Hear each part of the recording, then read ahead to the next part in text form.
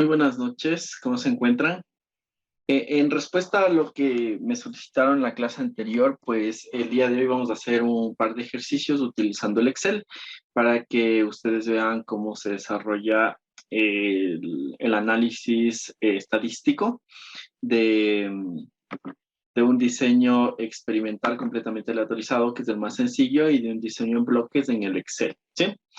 De antemano les comento que en el Excel muchas veces no es tan fácil estimar los contrastes, a veces como que tenemos un poquito de lío y sobre todo es un poquito más complicado la estimación de los parámetros del modelo y la verificación de los supuestos que habíamos hablado, que son fundamentales en el diseño, en el análisis de la varianza, ¿no es cierto?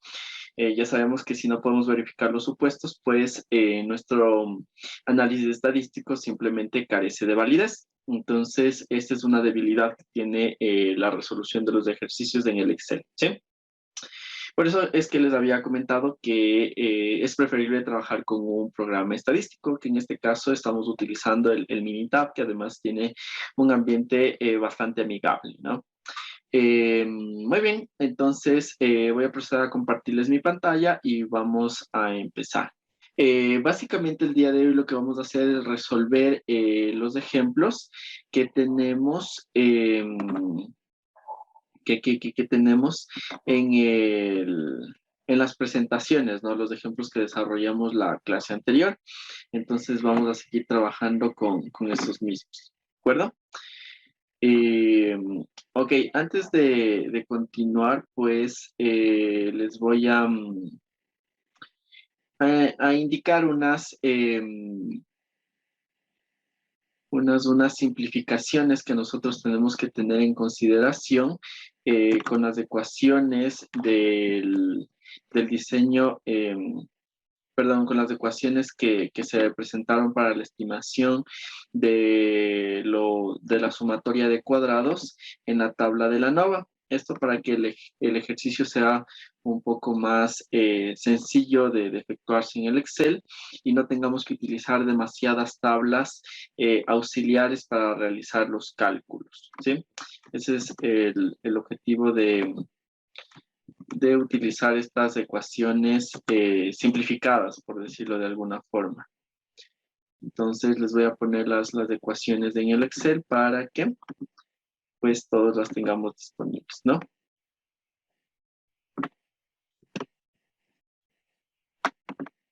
Ok, las voy a poner por acá.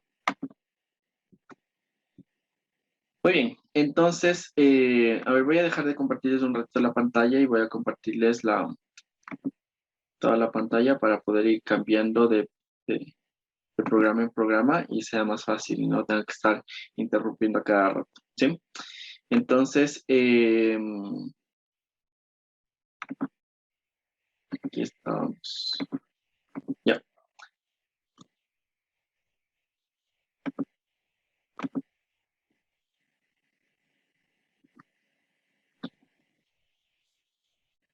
Ok, entonces en nuestra tabla de la ANOVA, aquí podríamos encontrar qué es lo que necesitamos en los cálculos de los parámetros, ¿no es cierto? Entonces habíamos dicho que la sumatoria de cuadrados de los tratamientos es básicamente la diferencia que existe o la distancia que existe entre el valor individual de cada observación con respecto a su valor promedio de cada tratamiento, ¿sí?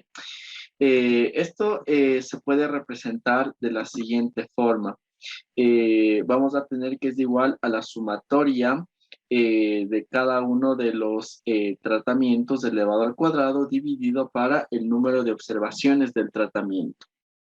Y esto le vamos a restar el promedio, la sumatoria, perdón, general elevada al cuadrado de todas las observaciones dividido para el número total de observaciones. Esto respecto a la sumatoria de cuadrados que tenemos dentro de cada uno de los tratamientos. Y esta ecuación de acá arriba nos representa la sumatoria de los cuadrados del efecto total. Entonces, esto se define como la sumatoria tanto en I como en J, es decir, del tratamiento y de las observaciones elevadas al cuadrado, menos la sumatoria de todos los tratamientos de todas las observaciones, perdón, elevado al cuadrado, dividido para el número de observaciones. ¿Sí? Para que se haga un poco más fácil el cálculo, vamos a interpretar este término de aquí, el menos y cuadrado punto punto sobre n, como un factor de corrección, ¿de acuerdo? Entonces, ese va a ser el factor de corrección para calcular la sumatoria de cuadrados de todas las fuentes de variación, ¿sí? Y estos primeros valores, pues, obviamente los vamos a ir calculando de forma manual. Entonces, si recordamos un poquito el ejemplo de la clase anterior, habíamos dicho que estábamos trabajando con una fibra textil, ¿no es cierto? Entonces, íbamos a analizar la resistencia de esta fibra textil en función del porcentaje de algodón que se le ponga en la formulación. Entonces, podemos ver que tenemos 5 niveles, ¿no es cierto? Nuestro factor es el porcentaje de algodón y cada uno de los niveles del porcentaje de algodón es la composición que va a tener la fibra. Entonces, tenemos 5 niveles, ¿no? Tenemos 15, 20, 25, 30 y 35%. Ahora, dentro de cada nivel también habíamos dicho que vamos a tener 5 réplicas, ¿no es cierto? Y aquí están las 5 réplicas para cada nivel. Por lo tanto, vamos a tener 5 unidades experimentales dentro de cada tratamiento que vamos a efectuar.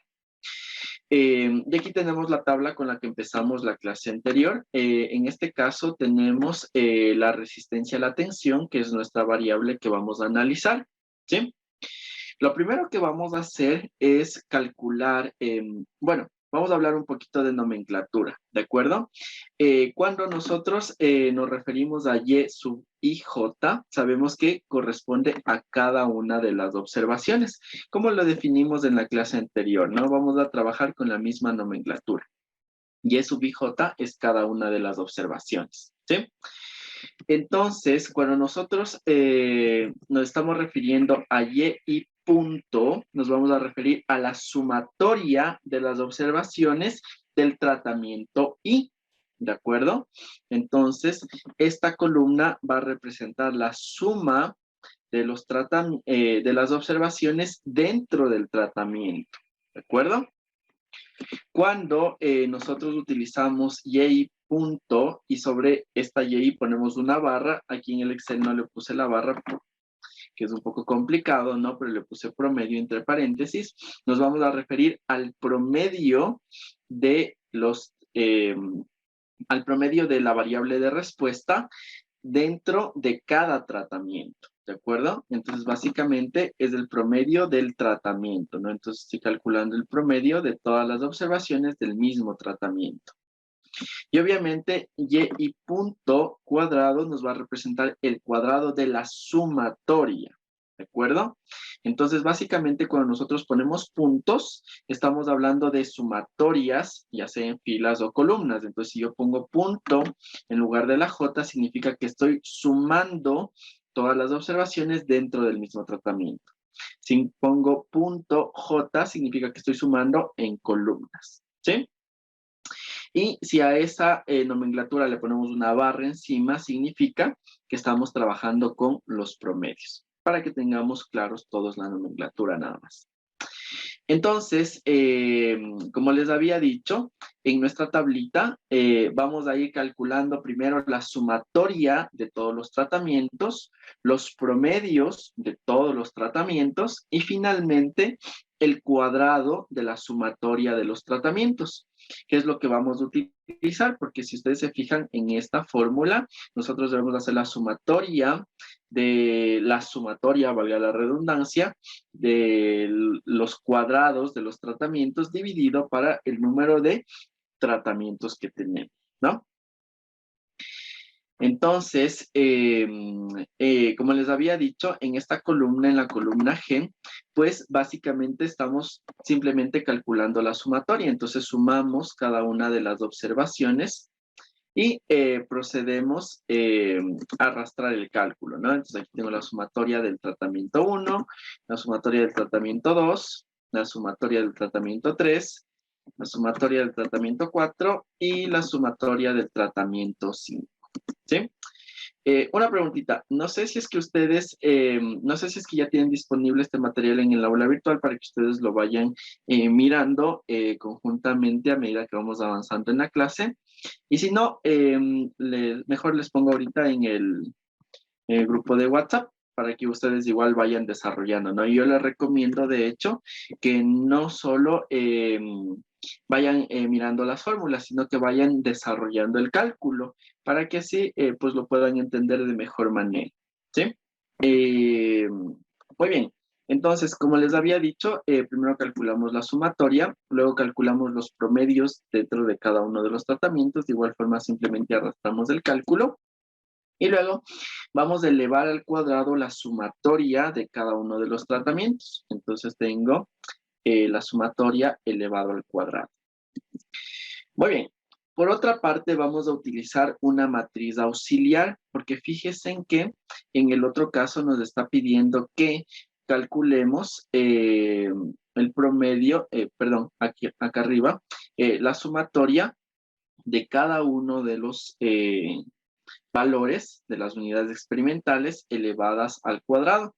Entonces, para eso vamos a valernos de esta matriz auxiliar, en la cual simplemente vamos a calcular los cuadrados de cada una de las observaciones. Entonces, fíjense, aquí tengo el cuadrado de la primera observación, aquí tengo el cuadrado de la quinta observación, ¿no? Tenemos el cuadrado de la observación 21, tenemos el cuadrado de la observación 23, ¿no? Entonces, esta matriz auxiliar nos va a permitir realizar o estimar la sumatoria de cuadrados de cada uno de los tratamientos con los cuales vamos a trabajar, ¿sí? Muy bien. Entonces, una vez que nosotros hayamos calculado estas columnas de aquí, hayamos preparado nuestra matriz auxiliar, vamos a calcular el factor de corrección, que es el segundo término de cada una de las ecuaciones, ¿sí? Entonces, este y cuadrado punto punto dividido para n. Entonces, eso es básicamente el cuadrado de la sumatoria de todas las observaciones dividido para el número total de observaciones. Y es lo que calculamos acá, ¿no? Entonces, fíjense, simplemente sumo todas las observaciones, absolutamente todas las corridas, las elevamos al cuadrado y dividimos para 25, que en este caso es el número de observaciones, ¿no? Tenemos 25, por lo tanto, ese es el total de observaciones, ¿sí? Entonces, aquí tenemos nuestro factor de corrección con el cual vamos a trabajar. Ok, de momento voy a ocultar estas columnas de aquí porque vamos a calcular la matriz o vamos a trabajar únicamente en la primera parte con la tabla de la ANOVA general. Recuerden que la tabla de la ANOVA general nos va a indicar si es que aceptamos o rechazamos la hipótesis nula. ¿Cuál es la hipótesis nula en todos los casos? Nos plantea la igualdad de las medias. Y la hipótesis alternativa, la diferencia de estas medias, ¿no es cierto? Ok, entonces en nuestra tablita de la ANOVA, nosotros vamos a incluir primero las fuentes de variabilidad. En este caso tenemos la fuente de variabilidad debida a los tratamientos, la fuente de variabilidad debida al error, la variabilidad debida al error y la variabilidad total, ¿sí? Que es básicamente la sumatoria de ambas. Ok, entonces vamos a proceder a calcular primero la sumatoria de cuadrados de la variabilidad de los tratamientos. ¿Cómo calculamos? Aplicando esta ecuación de aquí, ¿no es cierto? Que nos dice que es la sumatoria de cada tratamiento elevado al cuadrado dividido para el número de tratamientos, ¿no? Entonces, fíjense en que aquí lo que estoy haciendo es sumar perdón, aquí estoy sumando, ¿no es cierto? En esta celda sumo las sumatorias de los tratamientos elevado al cuadrado. Entonces, acá lo que hacemos es simplemente, es simplemente tomar este valor, que ya es la sumatoria, dividido para el número de tratamientos. ¿Cuántos tratamientos tenemos? 5, ¿no es cierto? Y a esto le restamos nuestro factor de corrección. Seleccionamos esto y se nos calcula la sumatoria de cuadrados. Ahora vamos a determinar la sumatoria de cuadrados de la variabilidad total. Para esto vamos a ocupar nuestra primera ecuación, ¿sí?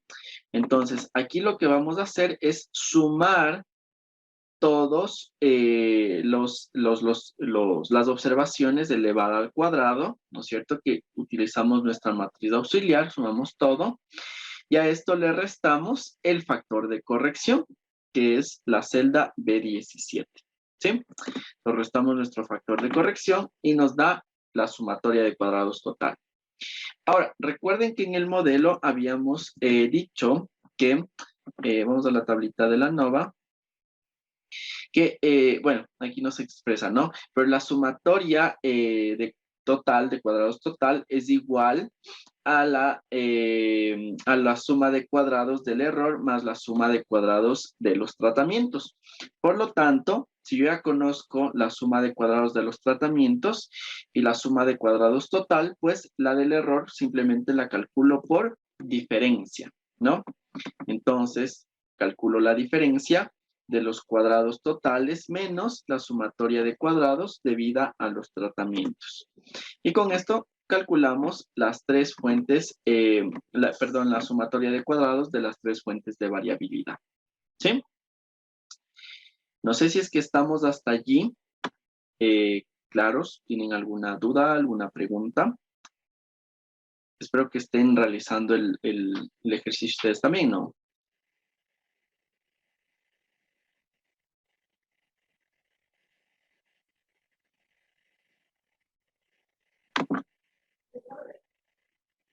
Ya, chévere. Muchas gracias, Marlene. Entonces vamos a avanzar. Una vez que nosotros calculamos la sumatoria de cuadrados, vamos a calcular la siguiente columna, que son los grados de libertad. Eso también ya lo tenemos claro, ¿no es cierto? Los grados de libertad es el número de observaciones menos 1, porque estamos trabajando con medias, estamos trabajando con desviaciones de estándar que básicamente se basan en las medias, ¿no es cierto? Entonces, se define como el número de observaciones menos 1, ¿no? Ahora, en el caso de los tratamientos, habíamos dicho que los grados de libertad se define como el número de tratamientos menos 1, ¿no es cierto? Entonces, ¿cuántos tratamientos tenemos? 5. Entonces, aquí le puse la función contar, que nos da 5 tratamientos, menos 1, que nos da 4 grados de libertad para los tratamientos, ¿sí? Y en el caso de la variabilidad total, pues los grados de libertad se define como el número total de observaciones menos 1. Entonces, en este caso, cuento todas las observaciones, que son 25, menos 1, y me da 24 grados de libertad.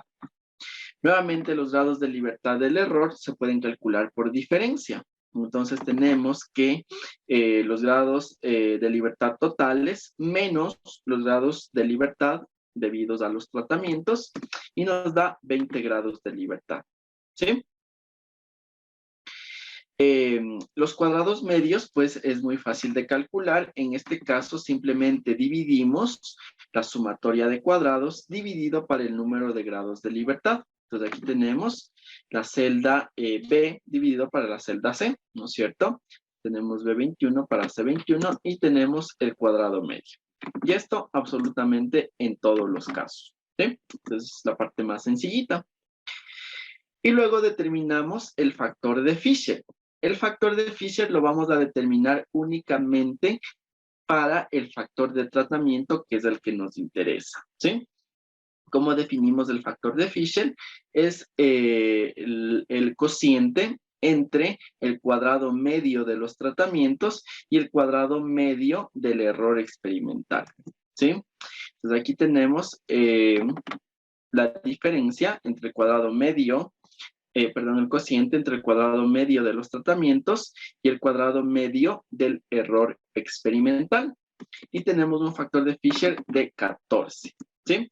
Como les había dicho, mientras más alejado esté este factor de Fisher de la unidad, significa que vamos a encontrar una mayor diferencia. Pero esto lo tenemos que comprobar a través del cálculo de la probabilidad de la prueba, ¿sí?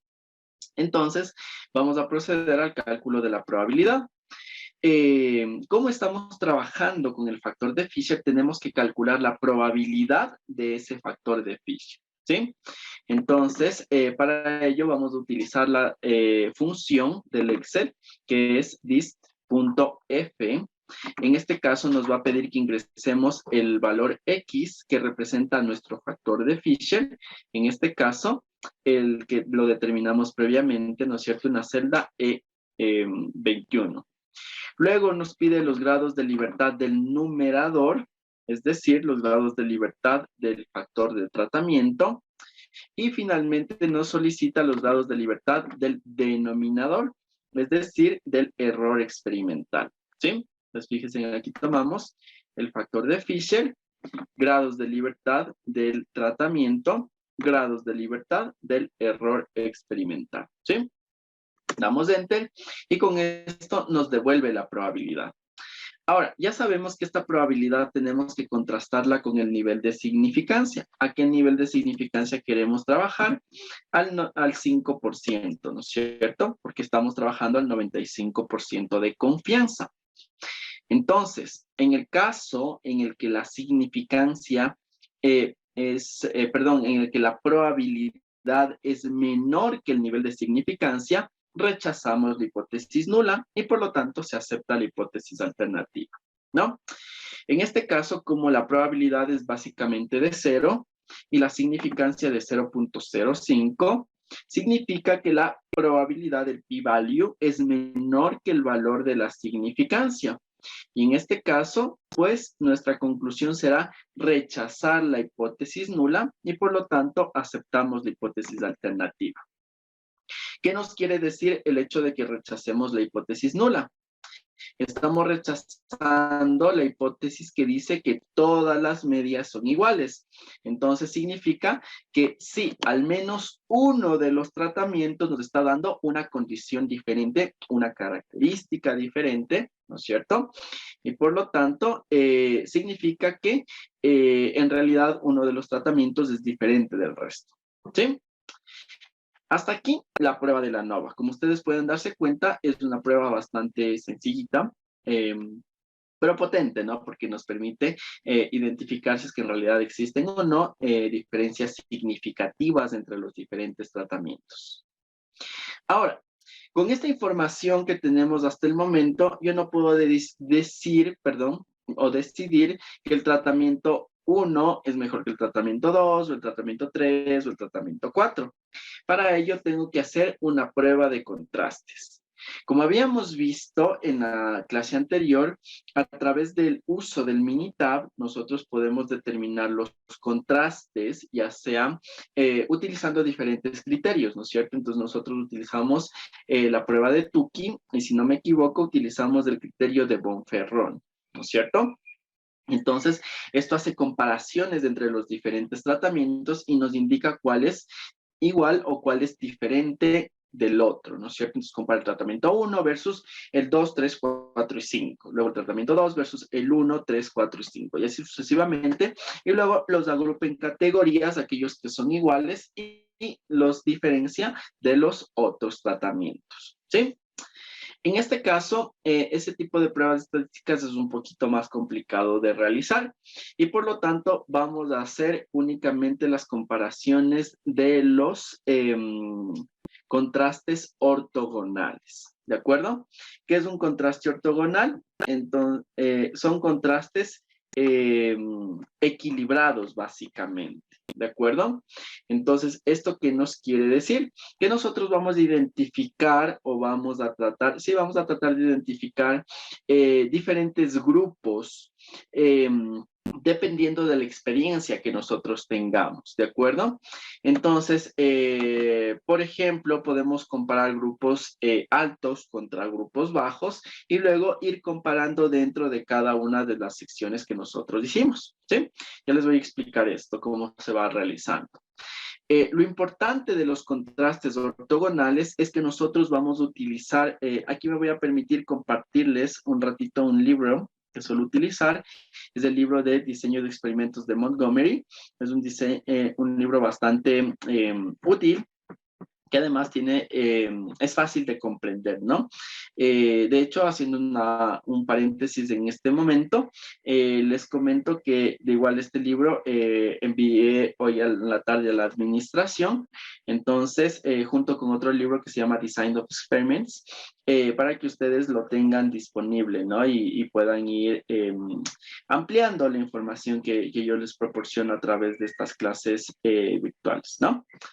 Entonces, bueno, en esta parte, en la página 106 del libro de Diseño de Experimentos de Montgomery, nos encontramos con los tratamientos ortogonales. Eh, los tratamientos ortogonales tienen una característica y es que en estos tratamientos ortogonales, como les digo,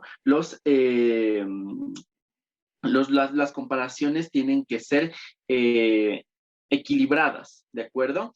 Eso significa que yo a cada uno de los tratamientos le voy a dar un coeficiente que está representado por la letra C, ¿de acuerdo? Este coeficiente o la sumatoria de estos coeficientes tiene que ser sí o sí igual a 0 para que el diseño sea ortogonal, es decir, para que el diseño esté equilibrado, ¿sí? Entonces, en este caso, como les dije, tenemos que seleccionar los diferentes criterios que queremos comparar, ¿sí? Entonces, lo primero que voy a hacer en este ejercicio es dividir en diferentes grupos. Entonces, voy a contrastar los 3 primeros niveles versus los 2 niveles siguientes, ¿de acuerdo? Entonces yo voy a decir, los 3 primeros niveles son igualitos, van a tener la misma media, pero los 3 niveles superiores van a ser diferentes. Para ello, permítanme, voy a abrir un pizarrón para ir escribiendo esto, ¿de acuerdo? Me dan un segundito que se cargue el pizarrón, por favor. Ya, ok, mientras se va cargando les voy comentando igual un poquito, ¿no? Estos contrastes nosotros los podemos hacer únicamente hasta completar el número de grados de libertad que yo tengo de mi factor de tratamiento, ¿de acuerdo? Entonces, si mi factor de tratamiento tiene 4 grados de libertad, significa que yo máximo puedo hacer 4 contrastes diferentes. No podría hacer ningún otro contraste. ¿Por qué? Porque estoy superando los grados de libertad. ¿De acuerdo?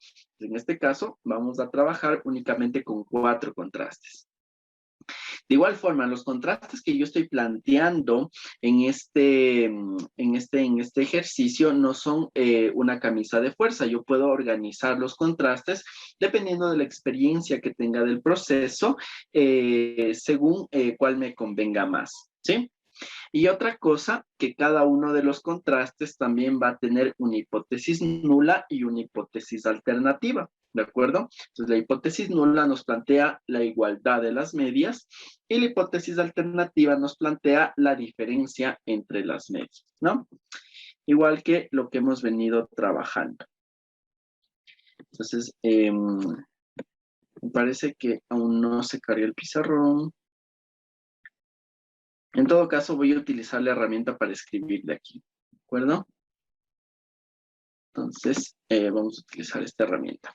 Muy bien, entonces, ¿cuáles son los contrastes que vamos a realizar?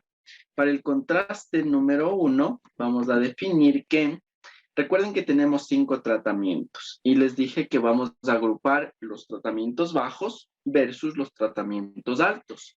Entonces vamos a decir que la media del tratamiento 1 más la media del tratamiento 2 más la media del tratamiento 3 es igual a la media del tratamiento 4 más la media del tratamiento 5.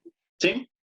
Entonces, esta igualdad nos va a plantear la hipótesis nula.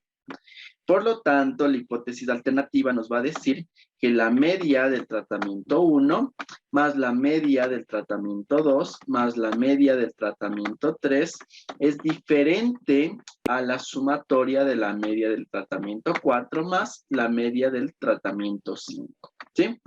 Esta va a ser nuestra hipótesis alternativa.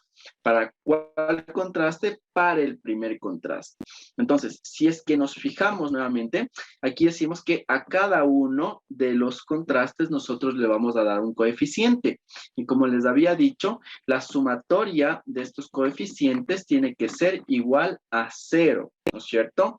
Entonces, yo le voy a dar un valor a cada uno de los coeficientes que cada una de las sumatorias me dé igual a 0. Entonces, en este caso, al coeficiente, al tratamiento 1 le voy a dar un coeficiente de 2 puntos. Al tratamiento 2 le voy a dar un coeficiente de 2 puntos y al tratamiento 3 un coeficiente de 2 puntos. ¿Cuánto me suma esto? 6, ¿no es cierto? Como la sumatoria de todos los coeficientes tiene que darme igual a 0, entonces los coeficientes que voy a contrastar tienen que cumplir con esa condición, ¿no es cierto?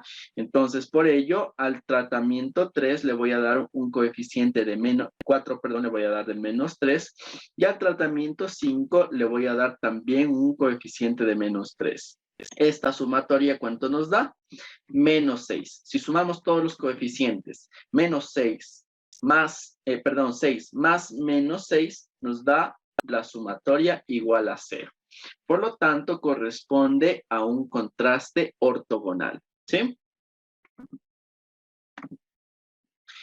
Muy bien. Entonces, ya sabemos de dónde salen estos coeficientes, ¿no es cierto? Entonces, para el primer contraste ya sabemos qué es porque estamos haciendo contrastes ortogonales, ¿no? Y ponemos un valor de 2, 2, 2, menos 3 y menos 3.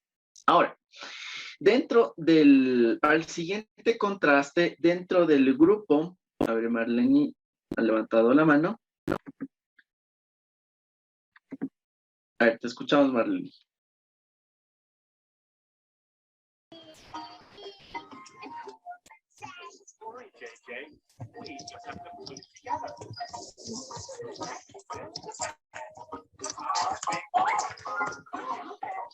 Escucho ruido de fondo, pero no te puedo escuchar a ti.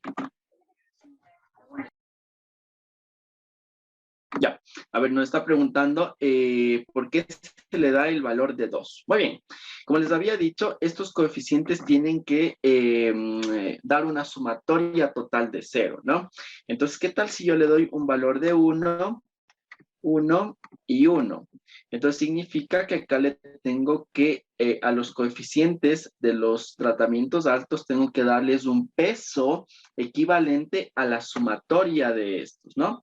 Y para trabajar con valores enteros, que es lo que usualmente se usa, pues obviamente duplico el valor que le podría dar, porque aquí tendría que darle un valor de menos 1.5 y acá menos 1.5, ¿no? Pero aquí estoy utilizando números fraccionarios y lo convencional es que trabajemos con números enteros. Entonces, para que estos fraccionarios se transformen en enteros, pues duplico todo. Entonces multiplico por 2 y me da el valor de 2, 2, 2, menos 3 y menos 3, ¿sí?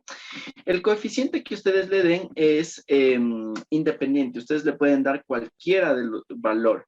Lo importante es que se cumpla con la condición, que en el momento en el que yo sume todos los coeficientes, tiene que darme un valor igual a 0, ¿sí? Ok, entonces, para el siguiente contraste, como les dije, habíamos agrupado, ¿no es cierto?, en una misma categoría, la media 1, la media 2 y la media 3, ¿no es cierto? Entonces, dentro de este grupo que yo categoricé, voy a realizar el siguiente contraste. Entonces, voy a decir que la media del tratamiento 1 más la media del tratamiento 2 es diferente a la media del tratamiento 3. Entonces, fíjense que voy haciendo ya comparaciones dentro de cada grupo. Nuevamente, tengo que darles, perdón, aquí estoy haciendo otro contraste. Perdón. Estoy haciendo que la media del tratamiento 1 es diferente a la media del tratamiento 2 más la media del tratamiento 3, ¿sí? A ver, tenemos una pregunta. ¿No hay una regla en el ordenamiento de los coeficientes? No, Percy, no hay una regla en el ordenamiento de los coeficientes. Tú le puedes dar cualquier coeficiente siempre que cumplas con la condición, ¿no? Eso sí es súper importante, que la sumatoria de todos los coeficientes en cada uno de los contrastes tiene que ser igual a 0, ¿de acuerdo? Entonces, como les había dicho, yo estoy planteando este contraste, estoy diciendo que la media del tratamiento 1 es diferente a la media del tratamiento 2 y del tratamiento 3, pero también podría plantearme otro contraste y decir que la media del tratamiento 1 más la media del tratamiento 2 es diferente a la media del tratamiento 3, ¿sí? Entonces fíjate que puedo hacer dos contrastes diferentes, ¿de acuerdo? Estos contrastes que yo me voy a plantear, como les había comentado, van a depender de la experiencia que yo tenga, ¿de acuerdo? Entonces, como en este caso, estoy observando que el promedio del tratamiento 1 es más pequeñito que el promedio del tratamiento 2 y el promedio del tratamiento 3, entonces ya me da una guía para establecer el contraste, ¿no es cierto? Estos dos son más parecidos entre sí respecto al tratamiento 1, ¿no es cierto? Entonces, por eso es que me planteé yo este contraste, pero podría haberme planteado de forma diferente también, ¿no? Entonces, eso ya depende de la experiencia que nosotros tengamos o de los datos que tengamos disponibles. Como les digo, en este caso, los datos me están indicando eso, ¿no? Que este tratamiento 1 es más diferente que el tratamiento 2 y el tratamiento 3. O el tratamiento 2 y el tratamiento 3 se parecen un poquito más entre sí porque me dan medias más cercanas una del otro. ¿Sí? Entonces, como nos estamos planteando esta hipótesis, ¿no es cierto? El tratamiento 1 es diferente del tratamiento 2 más del tratamiento 3, pues tengo que darle un coeficiente a todos los tratamientos. En este caso, voy a darle un coeficiente de 2 al tratamiento 1 y un coeficiente de -1 y -1 al tratamiento 2 y 3. Nuevamente, si sumamos todos los coeficientes, nos da un valor de 0. ¿No es cierto? Entonces, fíjate que el coeficiente que tiene el tratamiento 1 tiene que tener el mismo peso que tienen la suma de los coeficientes del tratamiento 2 y 3, que es el que yo estoy haciendo el contraste, ¿sí? Y precisamente eso es lo que estoy poniendo acá, ¿no? Entonces, el coeficiente va a ser 2, va a ser -1 y -1. Ahora, como en este contraste no estoy considerando el tratamiento 3 ni el tratamiento 4, pues a estos tratamientos les voy a dar un coeficiente de 0, ¿sí? Entonces le damos el valor de 0 y con esto tenemos un contraste completamente ortogonal, ¿no es cierto? Sumamos todo y tenemos que la sumatoria de todos los coeficientes nos va a dar un valor de 0. Ok. Ahora, dentro de este contraste, fíjense en que yo agrupé el tratamiento 2 y el tratamiento 3. Entonces, el siguiente contraste obviamente será dentro de esta categoría. Y tengo que el tratamiento 2 va a ser diferente al tratamiento 3, que será mi próximo contraste. ¿Sí? Ahora, como en este caso, pues ya tengo un peso equilibrado para cada uno, tengo 1 y 1 de un lado, entonces le voy a dar un coeficiente de 1 al tratamiento 2 y -1 al tratamiento 3, ¿sí? Entonces aquí tenemos 1 y -1. Obviamente, como los otros tratamientos no los estoy considerando dentro de este contraste, les vamos a dar el coeficiente de 0, 0 y 0. sumatoria de coeficientes igual a 0, entonces se trata de un contraste ortogonal. ¿Sí? Ahora, eh, para el contraste número 4, recuerden que el primer contraste yo planteaba la diferencia entre los grupos bajos, ¿no es cierto?, del tratamiento 1 hasta el 3, y los grupos altos, el 4 y el 5.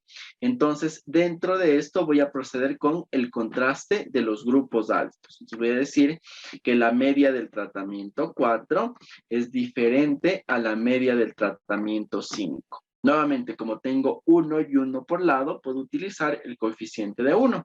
Entonces voy a tener 1 para el tratamiento 4 y menos 1 para el tratamiento 5. El resto de tratamientos, como no intervienen en el contraste, pues les damos el valor de 0, 0 y 0. Sumatoria 0, por lo tanto, es un contraste ortogonal. ¿Sí? Ok. Una vez que nosotros hemos definido los contrastes, vamos a trabajar con esta expresión que tenemos acá. Vamos a bajar un poquito. Uy. Ya. Pues aquí está. Ya. Entonces vamos a trabajar con esta expresión que tenemos acá, porque tenemos que determinar la sumatoria de cuadrados de cada contraste. ¿Cómo es la sumatoria de cuadrados de cada contraste? Nos dice que es la sumatoria del producto del contraste por la sumatoria del tratamiento y todo esto elevado al cuadrado, dividido para el número de observaciones que multiplica a la sumatoria de los contrastes de cada tratamiento elevado al cuadrado. ¿Sí? Entonces, vamos aquí a desarrollar dos matrices auxiliares. La primera, el contraste elevado al cuadrado para determinar el denominador. Fíjense que necesito los contrastes cuadrados, ¿no? Perdón, los coeficientes cuadrados. Entonces, elevo cada uno de los coeficientes al cuadrado y me quedo con esta matriz auxiliar, que son los coeficientes del cuadrado. Y ahora para el numerador necesito el producto del contraste por la sumatoria de cada tratamiento. Entonces, nos vamos acá y multiplico el coeficiente, que en este caso es 2, por la sumatoria del tratamiento que le corresponde. En este caso, el tratamiento 1. ¿Sí? Vamos para el tratamiento 2, el coeficiente del tratamiento 2 por la sumatoria del tratamiento 2. ¿Sí? Luego, para el contraste 3, el coeficiente del tratamiento 3 multiplicado por la sumatoria del tratamiento 3. Y así sucesivamente, ¿no? Para el 4, el coeficiente del tratamiento 4 multiplicado por la sumatoria del tratamiento 4. Y finalmente, el coeficiente del tratamiento 5 multiplicado por la sumatoria del tratamiento 5. ¿Sí? Y hacemos lo mismo para cada contraste. Entonces, es simplemente volver a hacer lo mismo, ¿no? Entonces, multiplico coeficiente por la sumatoria del tratamiento. Si es que tengo la opción de congelar la sumatoria del tratamiento, porque en columnas, fíjense que voy a utilizar el mismo tratamiento, ¿no es cierto? Es la sumatoria del mismo tratamiento. Entonces, fijo la celda y simplemente arrastro el cálculo. Y con esto tengo mi matriz del producto coeficiente por sumatoria de cada tratamiento. Ahora, cuando ya tengo completa esta matriz auxiliar, vamos a calcular la sumatoria de cuadrados de cada uno de los tratamientos, de los contrastes, perdón. Entonces, nos vamos acá. Y para ello vamos a aplicar esta ecuación de aquí, ¿no es cierto? Entonces, para el contraste 1, tenemos que vamos a sumar el producto contraste, tratamiento, y a esta suma le vamos a elevar al cuadrado, ¿no? Entonces aquí estoy sumando todos estos productos de cada uno de los contrastes, ¿no es cierto? De cada uno de los tratamientos del producto coeficiente, sumatoria, de cada uno de los tratamientos. Entonces sumo todo esto y le elevo al cuadrado. Y todo esto le divido, ¿para qué? Le divido para la sumatoria de los coeficientes elevado al cuadrado y le multiplico por el número de tratamientos, que en este caso son 5 tratamientos, ¿no? Entonces lo multiplico por 5. Y esto me da la sumatoria a cuadrados de los contrastes, del primer contraste en este caso. Para el segundo contraste lo mismo, ¿no? Entonces sumamos este producto, la sumatoria le elevamos al cuadrado y dividimos para la sumatoria de los coeficientes multiplicado por el número de tratamientos, que son 5. Y tenemos la sumatoria de cuadrados, ¿no? Y lo mismo para el tercer contraste, fíjense que es exactamente la misma expresión. Y para el cuarto contraste, lo mismo. Una forma de saber si es que realizamos este procedimiento bien es sumando todos los cuadrados de todos los contrastes. ¿Por qué? Recuerden que nosotros estamos trabajando dentro del factor de tratamiento. Por eso esto le puse con otro color, porque todos estos contrastes están incluidos dentro de los tratamientos, ¿no es cierto? Entonces, si es que yo sumo todos los cuadrados de los contrastes, tiene que darme la misma sumatoria de cuadrados que los tratamientos, el factor de tratamiento. Entonces, fíjense en que me da 475 la sumatoria de los cuadrados de cada contraste. Eso significa que tengo hecho de forma adecuada la sumatoria de cuadrados de los contrastes, ¿no? Porque todos estos contrastes me van a dar el mismo valor que la suma de cuadrados de los tratamientos. Ahora, ¿cómo definimos los grados de libertad? Los grados de libertad para cada contraste, como les había comentado al inicio, es uno solo, ¿de acuerdo? Por eso es que yo puedo hacer máximo 4 contrastes. Entonces, cada contraste me va a agregar un grado de libertad. ¿De acuerdo? Entonces el contraste 1 tiene un grado de libertad, el contraste 2 un grado de libertad, el contraste 3, 1 y el contraste 4 un grado de libertad, ¿no? La sumatoria de todos los grados de libertad de los contrastes tiene que darme igual a los grados de libertad del factor de tratamiento. Entonces, si sumamos, aquí me da igual 4 grados de libertad. Entonces, estamos ok. ¿Sí? Y el resto, pues, ya es más sencillo, ¿no? Si es que ya entendimos cómo determinar esta matriz y la sumatoria de cuadrados, pues, es sumamente sencillo el cuadrado medio, ¿no es cierto? Se define exactamente igual, como el cociente entre la sumatoria de cuadrados del contraste dividido para sus grados de libertad. Entonces, dividimos los cuadrados para el grado de libertad. De aquí tenemos el cuadrado medio. Ahora, como cada uno de estos contrastes tiene que estar sujeto a una prueba de hipótesis, ¿no es cierto? Está sujeto a una prueba de hipótesis, entonces yo tengo que calcular el factor de Fisher de cada uno de los contrastes y obviamente la probabilidad del factor de Fisher de cada uno de estos contrastes, ¿sí? Entonces, para el contraste 1, calculamos el factor de Fisher. ¿Cómo se define el factor de Fisher? Cuadrado medio del contraste dividido para cuadrado medio del error. Es decir, absolutamente todos los factores de Fisher van a estar referidos al error experimental. ¿De acuerdo? Entonces, divido el cuadrado medio del contraste 1 para el cuadrado medio del error. En el contraste 2, cuadrado medio del contraste para el cuadrado medio del error. Y así sucesivamente, ¿no? Entonces, absolutamente todos se calculan igualito. Una vez que hayamos determinado el factor de Fisher de los contrastes, pues tenemos que determinar su probabilidad. ¿Por qué es importante determinar la probabilidad?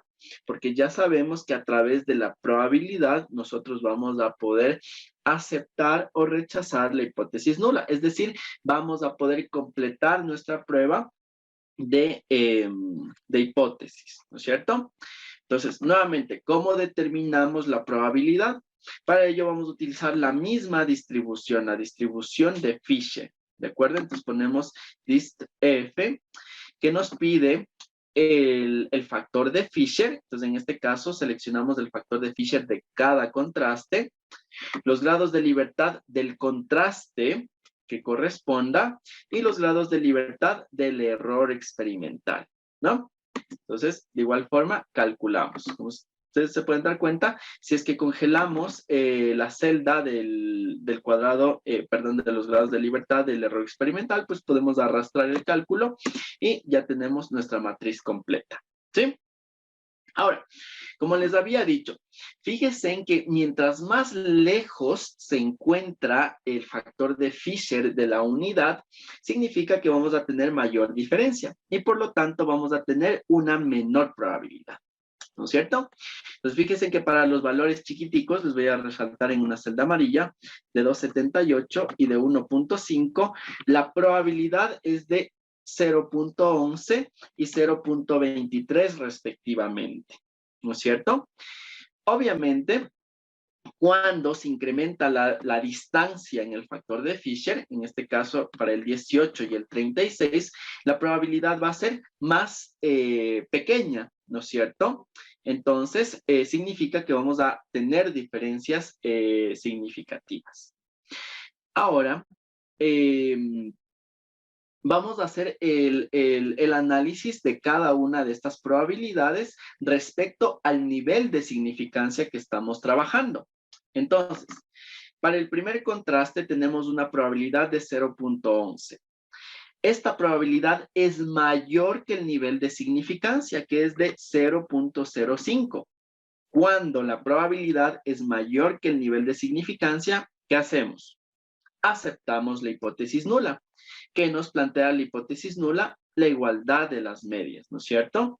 Entonces significa que el primer contraste que nosotros nos planteamos de los tratamientos 1, 2 y 3 respecto a los tratamientos 3 y 4 no nos da ninguna diferencia significativa, ¿no es cierto? Es decir, si agrupamos los 3 primeros tratamientos y comparamos con los 2 segundos tratamientos, los promedios no nos van a dar ninguna diferencia significativa y por lo tanto no aceptamos la hipótesis nula, ¿no? ¿Y esto por qué lo podemos explicar? Porque fíjense en que aquí tenemos que el contraste, el tratamiento número 4 nos da la media más alta, ¿no es cierto? De 21. Sin embargo, el tratamiento 5 nos da una media baja, que es de 18. Entonces, como estamos sumando estas dos medias, pues obviamente las diferencias no van a ser tan grandes como con respecto a la suma de estas tres medias, ¿no? Para que lo vean más claro, les voy a sumar.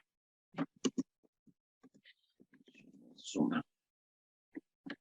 Entonces, fíjense en que tenemos un valor de 42 versus un valor de 32. Entonces, estos valores, pues, al nivel de significancia que estamos trabajando, que es del 5%, pues no nos ofrece una diferencia significativa, ¿no? Respecto al segundo contraste, vemos que la probabilidad es de 0,003. ¿No es cierto? Perdón, 0,0003. Si es que comparamos con el nivel de significancia, que es 0,05, vemos que la probabilidad es menor que el nivel de significancia. Por lo tanto, rechazo la hipótesis nula. ¿Cuál era la hipótesis nula? Me planteaba que la media del tratamiento 1 es igual a la sumatoria de la media del tratamiento 2 y del tratamiento 3. Como rechazo esa hipótesis nula, acepto la hipótesis alternativa, que me dice que sí existen diferencias significativas. Entonces aquí encontramos la primera diferencia y vemos que en realidad el tratamiento 1 es diferente al tratamiento 2 y al tratamiento 3. ¿Sí? Ahora, en el siguiente contraste, estamos contrastando el tratamiento 2 con el tratamiento 3. Y en este caso nos da una probabilidad de 0.2347, que es mayor que el nivel de significancia. Por lo tanto, aquí acepto la hipótesis nula y me indica que no existe diferencias significativas entre el tratamiento 3 y el tratamiento, entre el tratamiento 2 y el tratamiento 3, ¿no? Entonces nos da básicamente lo mismo trabajar con el tratamiento 2 que con el tratamiento 3. Y finalmente, para el último contraste, en el cual identificamos que el tratamiento 4,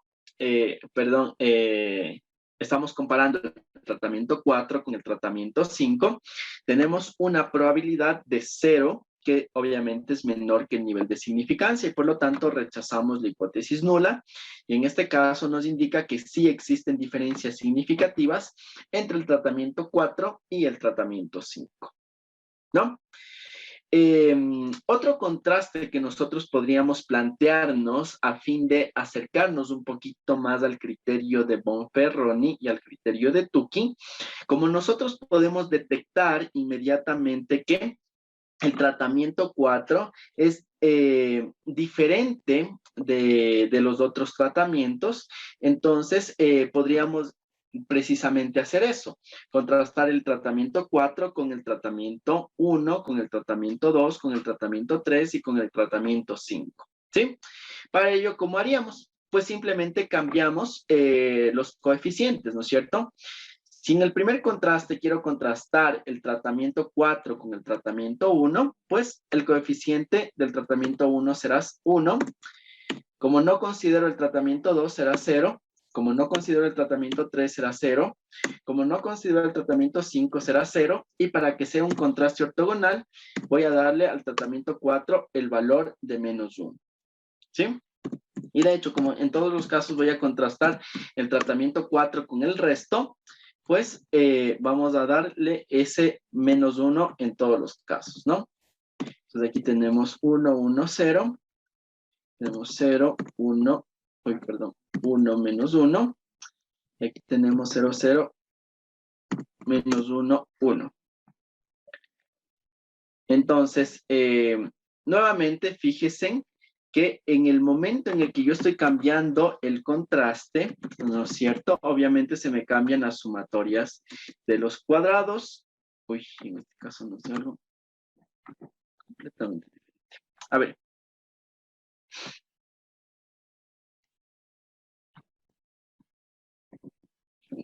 Uno, menos 1.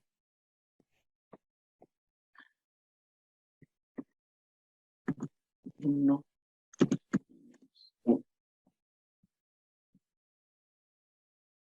Ya.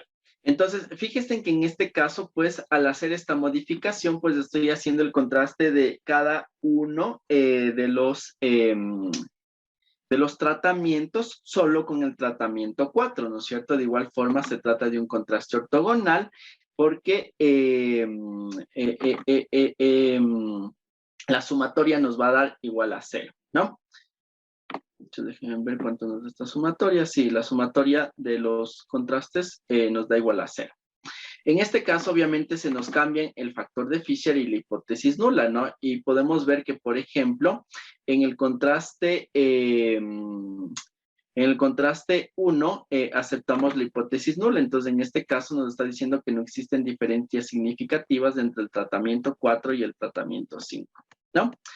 Pero, bueno, esto como les había dicho, nosotros podemos fijar cualquier valor, establecernos cualquier tipo de contraste con el que queramos trabajar, ¿de acuerdo? Lo importante es que siempre la sumatoria de los coeficientes sea igual a 0, ¿sí? Fíjense en que igual en este caso, cuando estoy seleccionando toda la matriz, me da una sumatoria de 0. Entonces eso también es importante, ¿no? Para que sea una matriz de contrastes ortogonales, cuando sume todos los contrastes, absolutamente todos los coeficientes de cada contraste, tiene que darme igual a 0. ¿Sí? Y con esto, pues, sí ya llegamos a una conclusión final, podríamos decirla, que básicamente nos dice que sí, no podríamos ya definir que el tratamiento 4 es diferente del resto de tratamientos y por lo tanto,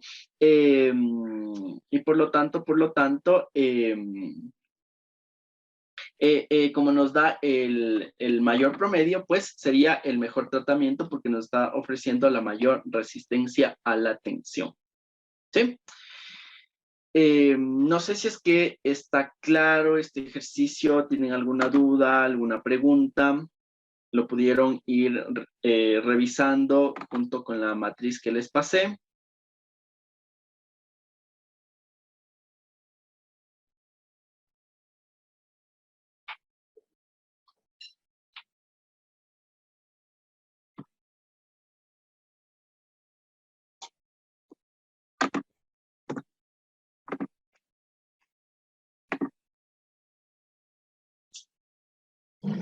Hay que hacerlo en Minitab.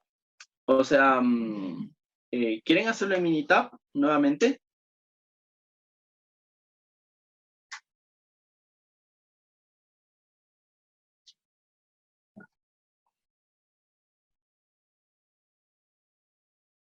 Ya, listo. Entonces, vamos a hacer nuevamente este ejercicio en Minitab.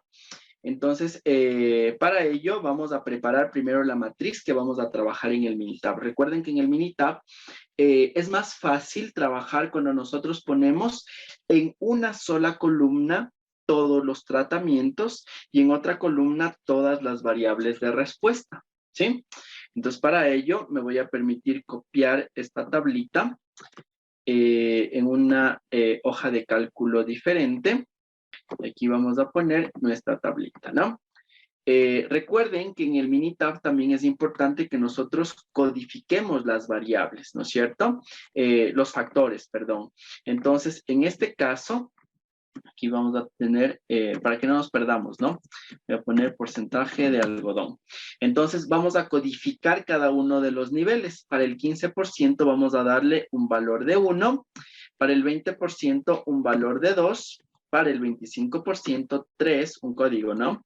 Para el 30, el 4 y para el 35, 5. ¿De acuerdo? Entonces, ahora voy a ordenar absolutamente todas las observaciones en una sola columna. Entonces, para ello, fíjense en que toda la primera fila corresponde al tratamiento 1, ¿no es cierto? Entonces le vamos a poner, voy a copiar más acá abajito y vamos a ponerle transponer para que se ponga en columna, ¿no? Entonces, absolutamente todos estos responden al tratamiento 1. Entonces, le vamos a poner al lado el tratamiento 1. El ejercicio, por favor, compártanlo en el grupo. ¿Te refieres al enunciado del ejercicio? Percy. Ya. El enunciado del ejercicio lo tenemos en esta diapositiva.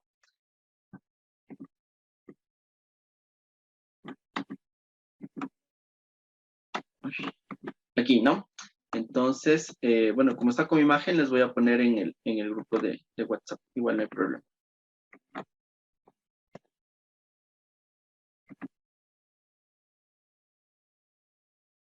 Ya. Y obviamente, estos son los datos, ¿no? Esta es la tabla de datos que corresponde al enunciado que les acabo de pasar, ¿sí? Entonces, le estábamos ordenando los datos, ¿no? Entonces, para el segundo nivel, que es el tratamiento 2, nuevamente vamos a copiar en columna los valores y le vamos a asignar el tratamiento que le corresponde, ¿no? Lo mismo para el tercer nivel.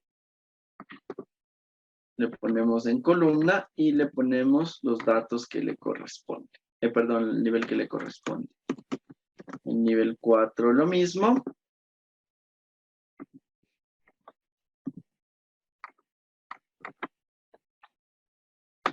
Y para el nivel 5, lo mismo, ¿no?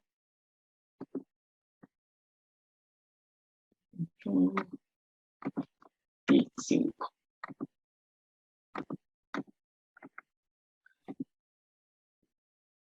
Ya, de nada. Muy bien, entonces, ya una vez que tenemos en columna todos los tratamientos y todas las variables de respuesta, todas las respuestas, ¿no es cierto? Entonces, ahora sí vamos a copiarles en el Minitab. Pues nos vamos acá y abrimos nuestro Minitab. Me dan solo un segundito para que se abra.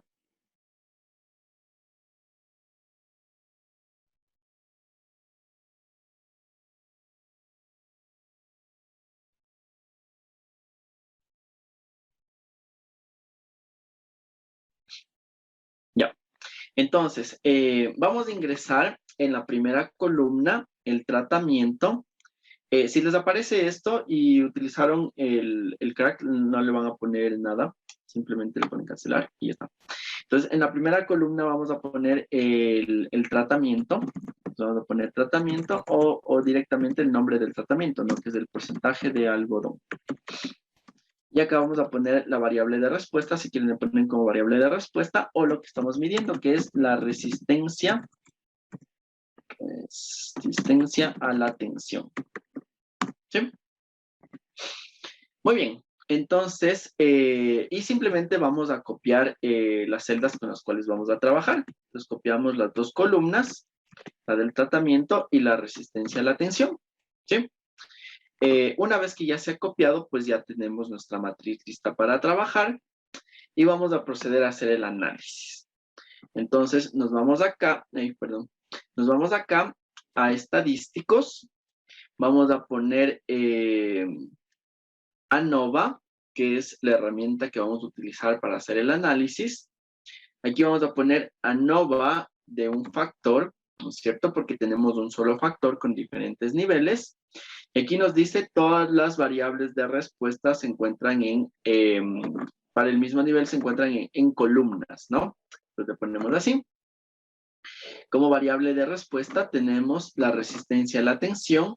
Como factor tenemos el porcentaje de algodón. ¿Sí? No sé si todos van hasta allí.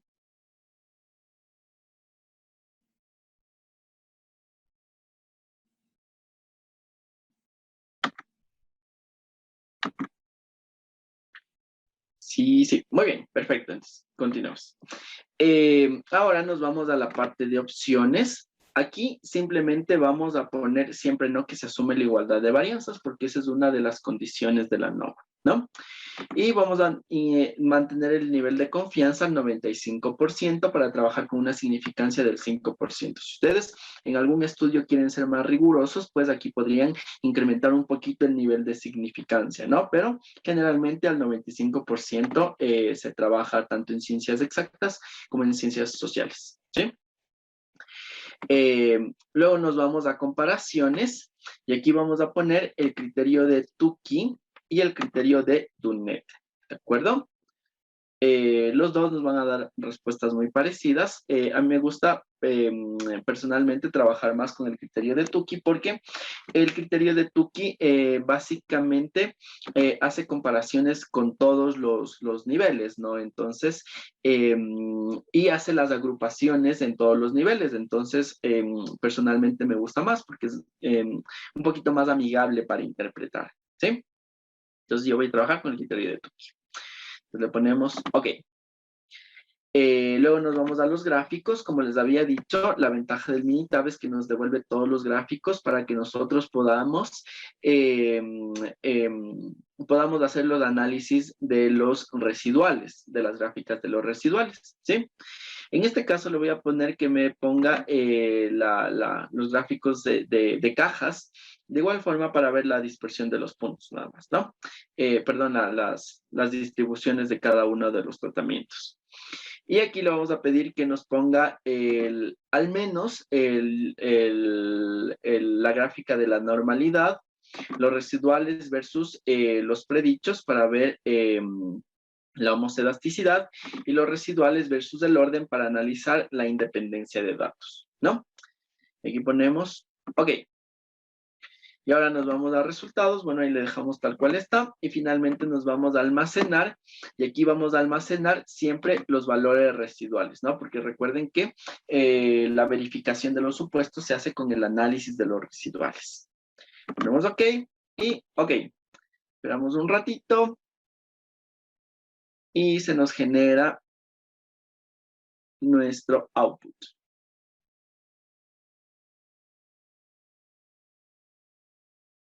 Y ya estamos. Ahora, fíjense primero que se nos guardó en la celda 3, perdón, en la columna 3, los valores de nuestros residuales, ¿no? ¿Qué son los valores residuales? Los valores residuales son la diferencia que existe entre el valor real y el valor proyectado a través del modelo matemático, es decir, el valor promedio, porque los modelos matemáticos de estos, si ustedes recuerdan, se basan en las medias de cada uno de los tratamientos, ¿no es cierto? Entonces, aquí la media del tratamiento nos va a dar, bueno, vamos a ponerle acá, en el Excel, el promedio. El promedio del tratamiento 1 nos da 9.8. Entonces, el 7 menos la media del tratamiento nos da menos 2.8, ¿sí? Entonces, fíjense en que los residuales precisamente es eso, la diferencia entre el valor real y el valor medio de cada tratamiento, ¿sí? Entonces, eso es lo que nos indican los valores residuales.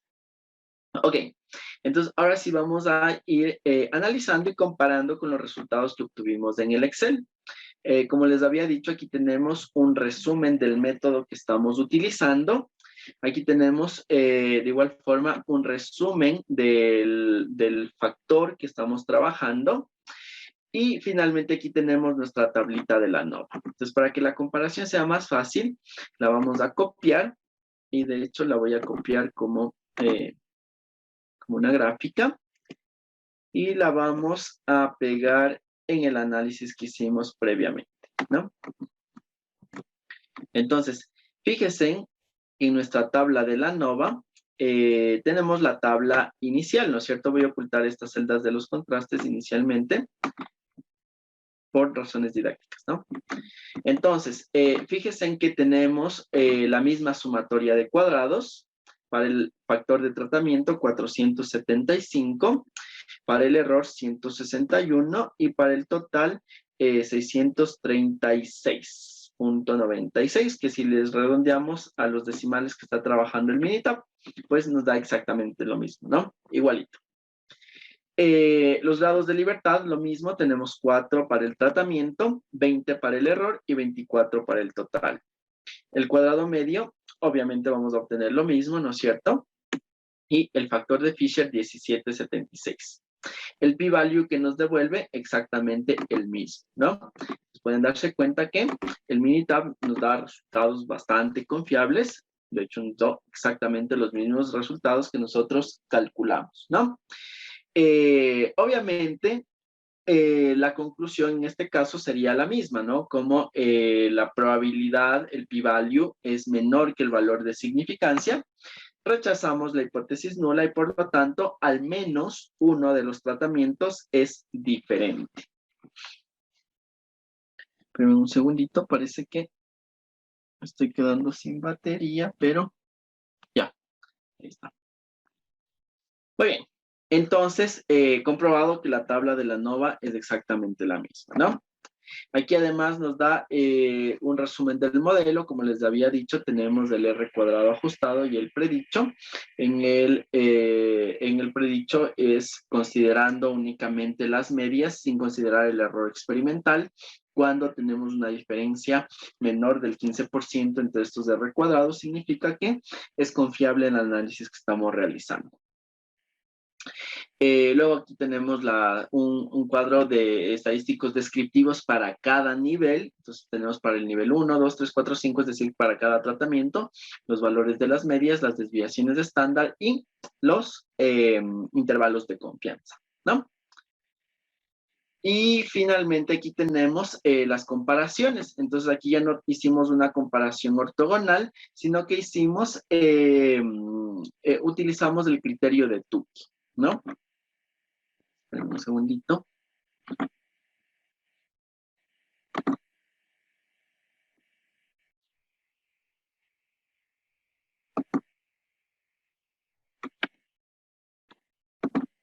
Ya, bueno, esto no sirve para... No, este no me da la opción. Ya, entonces, fíjense, ¿no? Que aquí nos hace las comparaciones de cada uno de los tratamientos, ¿no? Entonces aquí hace la comparación del tratamiento 4 con absolutamente todos, del tratamiento 3 con todos y los agrupa en categorías, ¿no? Entonces ya habíamos visto que el tratamiento 4 y el tratamiento 3 los agrupa en la misma categoría, el 3 y el 2 en la misma, el 2 y el 5 en la misma y el 5 y el 1 en la misma categoría, ¿no? Entonces aquí claramente podemos ver que el tratamiento 4 es diferente del tratamiento 2, 5 y 1. Sin embargo, nos puede ofrecer los mismos resultados que el tratamiento 3, ¿no? ¿Qué?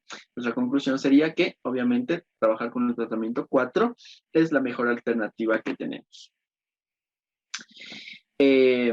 Ahora en el Minitab también podemos analizar las gráficas de los residuales que ya habíamos visto antes, ¿no es cierto? Aquí tenemos la gráfica de la normalidad. Como les había dicho, si los puntos siguen una línea recta, pues cumplimos con el supuesto de normalidad. Luego tenemos la gráfica de los residuales versus los predichos y en este caso pues podemos ver que la distribución a lo largo de la línea de referencia, que es el 0, es homogénea, ¿no es cierto? Absolutamente todos los puntos de cada categoría se encuentran arriba y abajo del 0, por lo tanto se puede asumir que cumplimos con el segundo supuesto de homocelasticidad. Y tercero, los valores residuales versus el orden de la observación. Y en este caso, pues podemos ver que no siguen ningún patrón, sino que están completamente aleatorizados. Pues, por lo tanto, los datos no dependen uno del otro y comprobamos el tercer supuesto, que es la independencia de datos. ¿Sí? Entonces, fíjense en que con el Minitab, obviamente, podemos hacer un cálculo más rápido y podemos tener información más, mayor cantidad de información que nos permite tomar mejores decisiones, ¿no? No sé si es que con esto está entendido el ejercicio, tienen alguna duda, alguna pregunta, algún aporte, también siempre son muy bienvenidos todos los aportes que ustedes quieran realizar.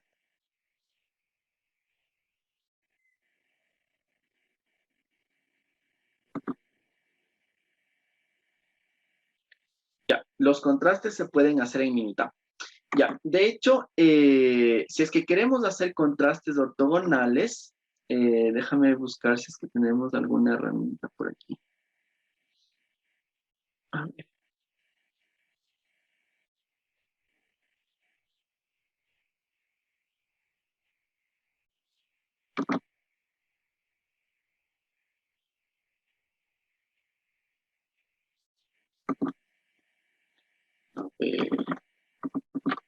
Uy, esperemos.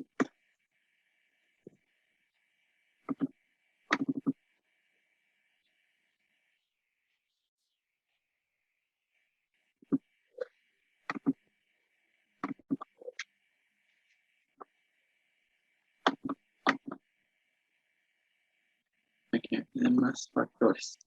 Ya, verás, en esta opción que estamos utilizando para el análisis de la ANOVA, no nos permite realizar los contrastes ortogonales de forma manual. Justamente eso entra a ver acá. En los contrastes simplemente nos permite utilizar los que ya vienen por defecto en el programa. ¿De acuerdo? Pero, por ejemplo, en programas como en el SPSS, sí te permite ingresar a ti los coeficientes de forma manual y hacer un contraste ortogonal. ¿De acuerdo? La ventaja o la desventaja que tienen los contrastes ortogonales, como tú viste, es que tienes que ir agrupando en categorías y luego ir comparando. Y en este caso, tú tienes que utilizar tu propio criterio o tienes que utilizar experiencia previa para poder realizar el contraste. Sin embargo, los los contrastes que tenemos aquí, que vienen por defecto, no necesariamente tienes que utilizar un criterio para realizar el análisis. ¿Por qué? Porque en este caso el contraste incluye absolutamente todas las comparaciones. Entonces compara el tratamiento 1 versus el resto de tratamientos. Y para que lo veas, le voy a poner aquí el test para que veamos el test que nos está haciendo. Entonces, de hecho, el utilizar estos contrastes que ya nos vienen por defecto es mejor, ¿no? Porque estamos comparando uno de los tratamientos absolutamente con el resto de tratamientos, ¿sí? Entonces, fíjate qué es lo que hace el Minitab. Mira, en el criterio de Tukey contrasta el nivel 1 con el 2, el 1 con el 3, el 1 con el 4, el 1 con el 5, el 2 con el 3 y así sucesivamente, ¿no? Entonces nos permite tener absolutamente todo el panorama claro. Y una vez que hace este test de comparaciones simultáneas, pues nos permite obtener esta matriz de agrupamiento, que obviamente nos permite identificar de forma más fácil cuál categoría o cuál tratamiento es diferente del resto. Entonces, no necesariamente tenemos que recurrir a un contraste ortogonal.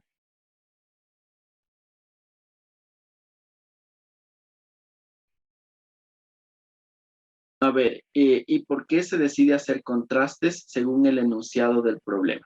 Ya, en este caso, el enunciado del problema nos está pidiendo que si es que existe, a ver, nos dice, un ingeniero de desarrollo de productos tiene que investigar la resistencia a la tensión de una fibra nueva que se hará para hacer nueva tela de caballero.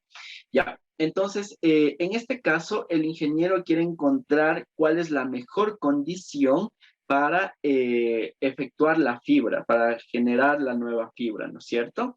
Entonces, por eso es que hacemos los contrastes, porque en el momento en el que nosotros hacemos el ANOVA nos indica que sí existe una diferencia, es decir, alguno de los tratamientos nos da una mejor resistencia a la tensión, ¿sí? Pero si yo me quedo con eso, no puedo decidir cuál de los tratamientos es el mejor.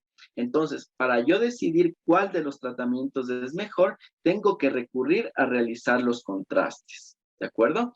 Entonces, cuando yo contrasto un tratamiento contra el otro, entonces ahí sí puedo saber cuál es diferente y obviamente en función de eso, pues tomar la decisión y decir, el tratamiento 1, el tratamiento 2, el 3, el 4 es mejor que el resto de tratamientos, ¿no? Y eso es precisamente lo que identificamos, ya sea a través de los contrastes ortogonales o a través del criterio de Tukey o Monferroni que nos ofrece el Minitab, ¿no es cierto? Entonces, fíjate que aquí, cuando hicimos el contraste 4, estábamos contrastando el tratamiento 1 del 5, ¿no es cierto? Entonces, en ese caso, pues sabemos que el tratamiento 4 del 5. Entonces, en ese caso, como el tratamiento 4 es el que nos da una mayor resistencia a la tensión, y el ingeniero lo que busca es aumentar la resistencia a la tensión, o sea, tener una fibra más resistente, entonces decidimos que el tratamiento 4 es el mejor. Y lo mismo a través del análisis en el Minitab, ¿no es cierto? Entonces fíjate que aquí nos dice que el tratamiento 3 y el tratamiento 4 los agrupa en la misma categoría y por lo tanto estos dos tratamientos son los que nos están ofreciendo una mejor resistencia a la tensión. ¿Sí? Entonces, para eso se hacen los contrastes, para identificar cuál de los tratamientos es el que nos da una mayor ventaja.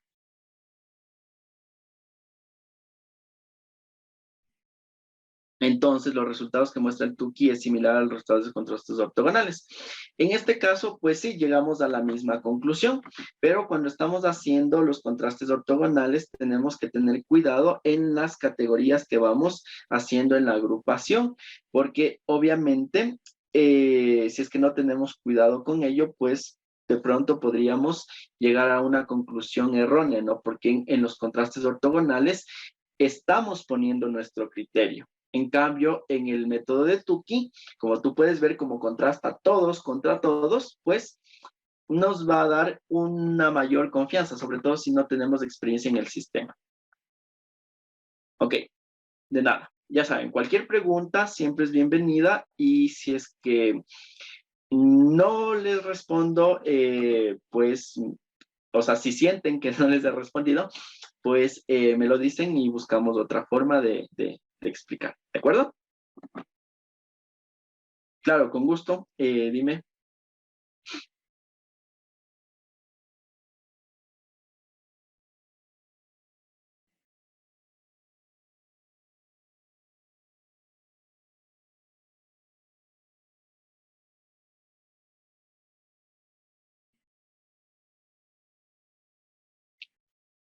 Ya. En el Minitab no encontramos el coeficiente de variabilidad. No.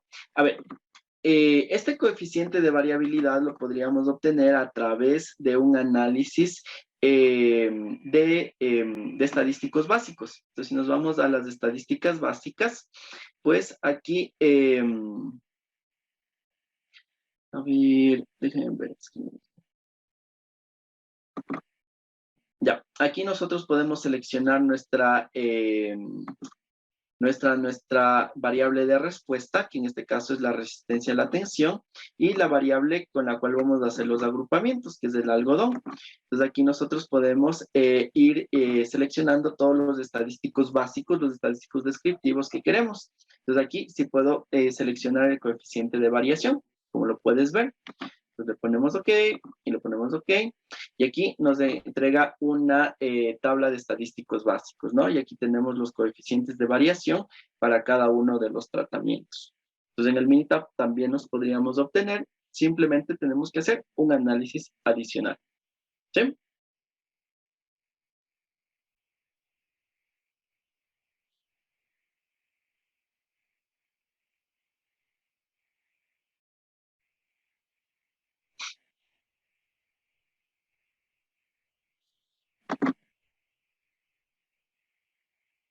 El coeficiente de variación del modelo. Verás, en este caso, como estamos haciendo un análisis de la varianza eh, de un solo factor, no nos devuelve el coeficiente de variación, lastimosamente, del modelo. Lo único que nos devuelve en este caso es el R cuadrado. Pero cuando ya vamos a trabajar con modelos más complicados, y sobre todo cuando ya trabajemos con los análisis factoriales, en ese caso el Minitab sí nos va a devolver tanto el modelo matemático como el coeficiente de variación del modelo matemático. Si tú te fijas aquí, aquí no nos está devolviendo el modelo matemático, porque es un análisis más sencillo, digámoslo así. Pero a medida que vamos trabajando con modelos más complejos, sí que nos devuelve tanto el modelo matemático como el coeficiente de variación, ¿sí? Y eso ya lo vamos a analizar cuando estemos, bueno, la próxima semana que vamos a trabajar con los diseños factoriales, que es lo que más nos interesa en este curso, ¿no?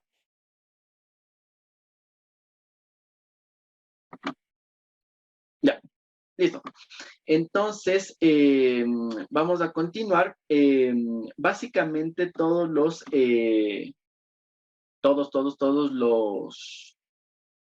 los diseños completamente aleatorizados, pues se los puede analizar de esta forma, ¿no? Porque son básicamente lo mismo. Tenemos un factor con diferentes niveles que nos representan los tratamientos que estamos aplicando, ¿sí? Entonces, si es que entendimos este ejemplo, pues lo vamos a poder aplicar para el resto de situaciones que se nos presenten. Ahora vamos a volver a las presentaciones y vamos a continuar con los diseños de bloques completamente aleatorizados, ¿sí? Entonces, me parece que en la clase anterior ya analizamos un poquito sobre los diseños completamente aleatorizados, ¿no? Y me parece que nos quedamos precisamente en el ejemplo.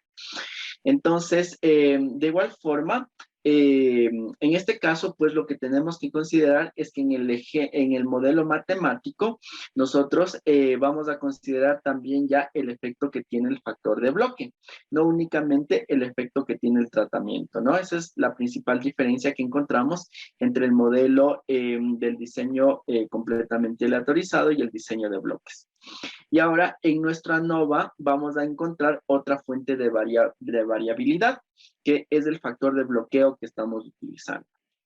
Entonces, aquí íbamos a trabajar con este ejemplo de acá, que nos dice que se querían probar 4 tipos de puntas, ¿no es cierto?, para grabar, y se quiere determinar la dureza que tienen estas 4 tipos de puntas. Pero en la empresa, en la fábrica que se está realizando la prueba, se utilizan 4 tipos de materiales diferentes. Como no nos interesa trabajar con una punta diferente para cada material, eso significa que tenemos que probar cada punta con todos los materiales que tenemos disponibles. Ahora, sabemos de antemano que el material nos podría dar una variabilidad o nos puede ofrecer una variabilidad. Pero como no nos interesa analizar la variabilidad que tiene el material, pues vamos a bloquear el efecto que tiene este material, ¿sí? Y vamos a considerar un factor de bloqueo, ¿de acuerdo? Entonces, aquí están los datos del enunciado del ejercicio.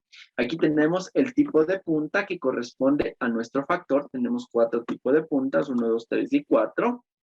Aquí tenemos el ejemplar de prueba, es decir, el tipo de lámina que vamos a utilizar. Y como les dije, tenemos 4 materiales diferentes, por lo tanto vamos a tener 4 láminas diferentes, ¿sí?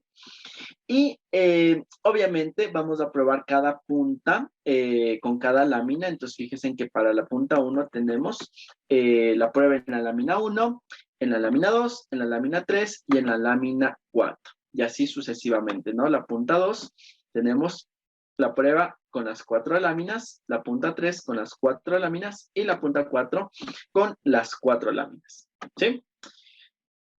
Ahora, vamos a hacer, al igual que en el caso anterior, el análisis en el Excel y luego vamos a hacer el análisis en el Minitab, ¿de acuerdo? Entonces, para ello, al igual que en el caso anterior, vamos a fijarnos, vamos a trabajar con la misma nomenclatura.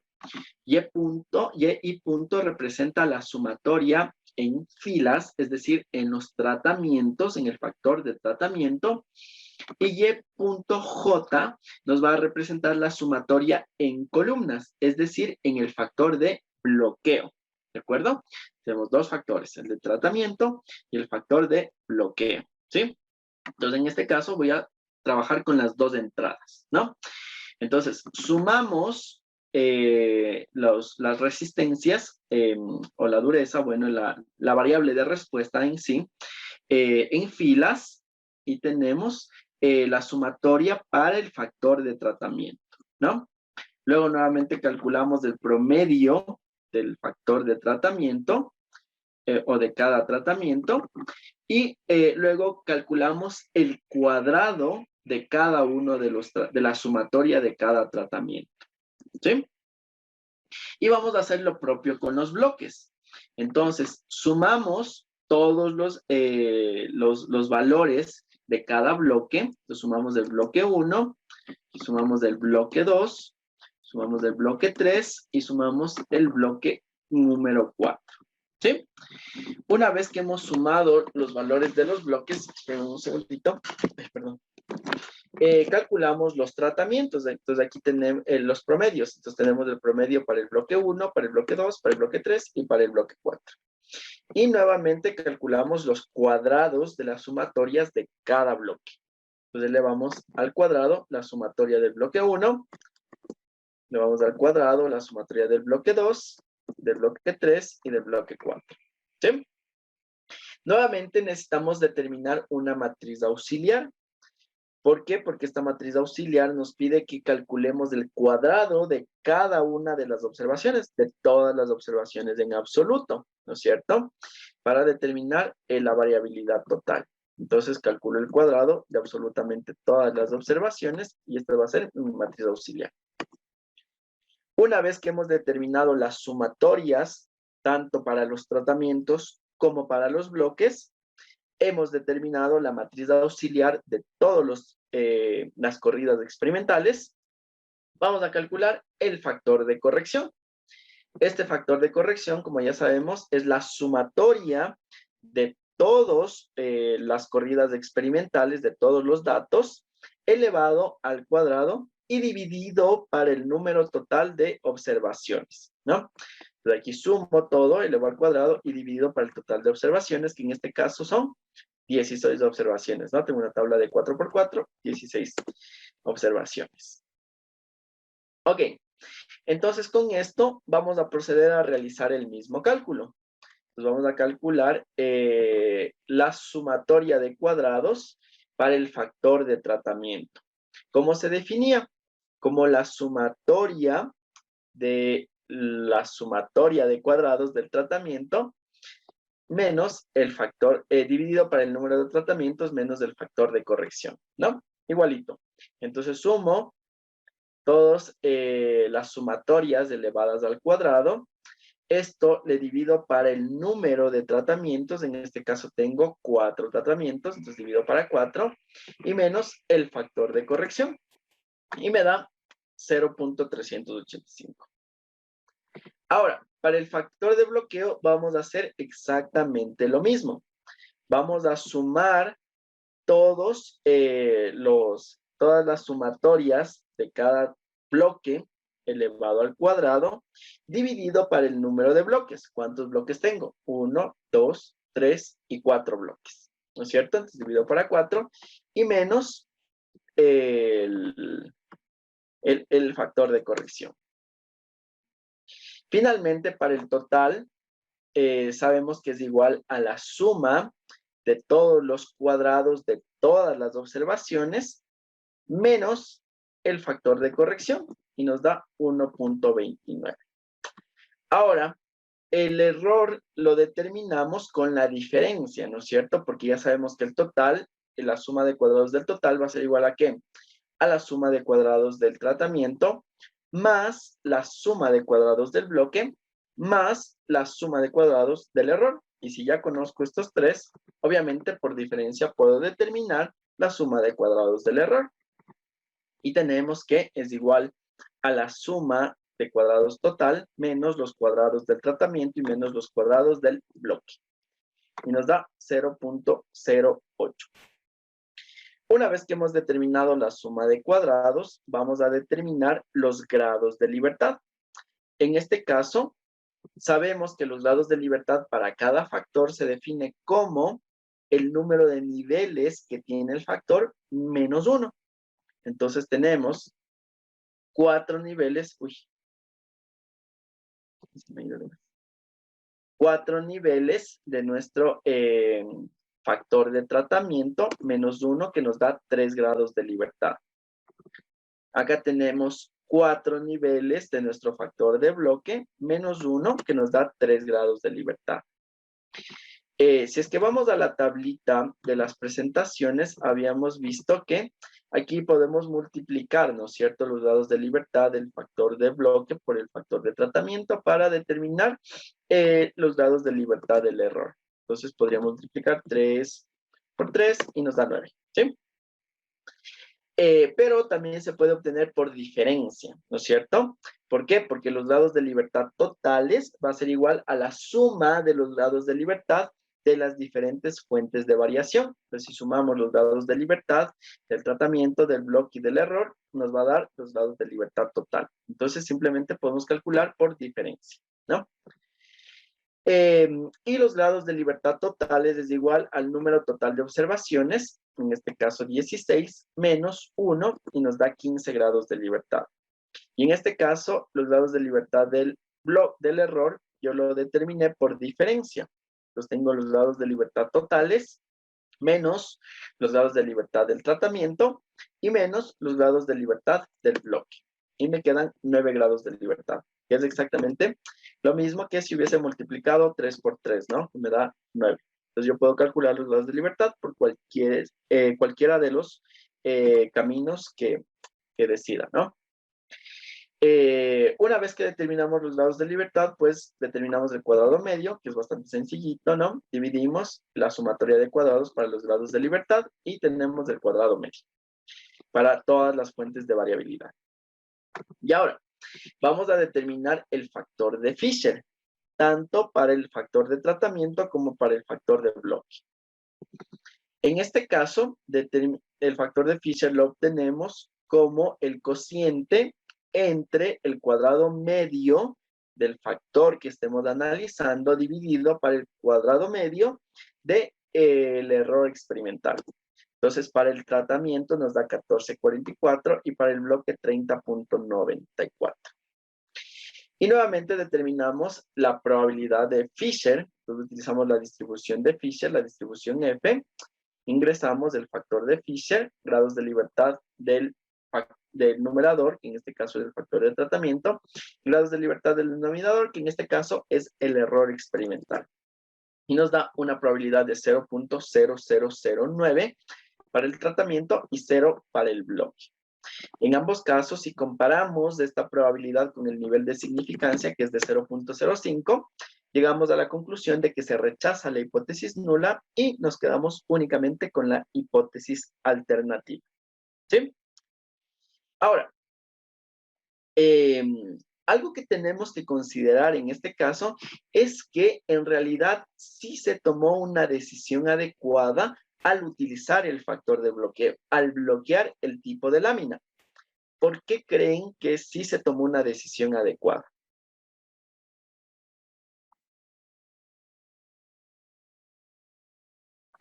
O sea, sí fue correcto el bloquear el tipo de lámina.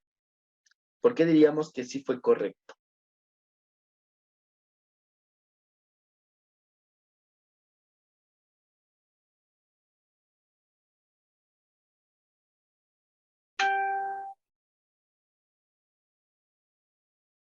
¿Alguna idea?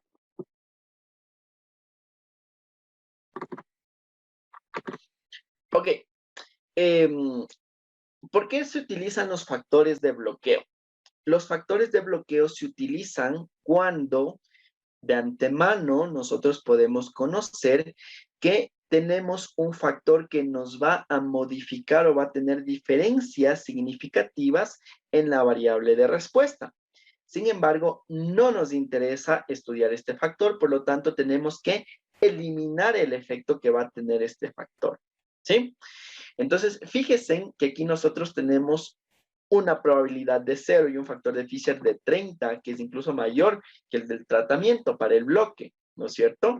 Eso significa que si nosotros esta variabilidad le sumábamos al error experimental, pues simplemente la variabilidad del error experimental iba a ser mucho mayor y por lo tanto no íbamos a encontrar diferencias significativas dentro del factor de tratamiento, que es lo que nos interesa, porque esta variabilidad al ser mayor le iba a alterar a los datos, ¿no es cierto?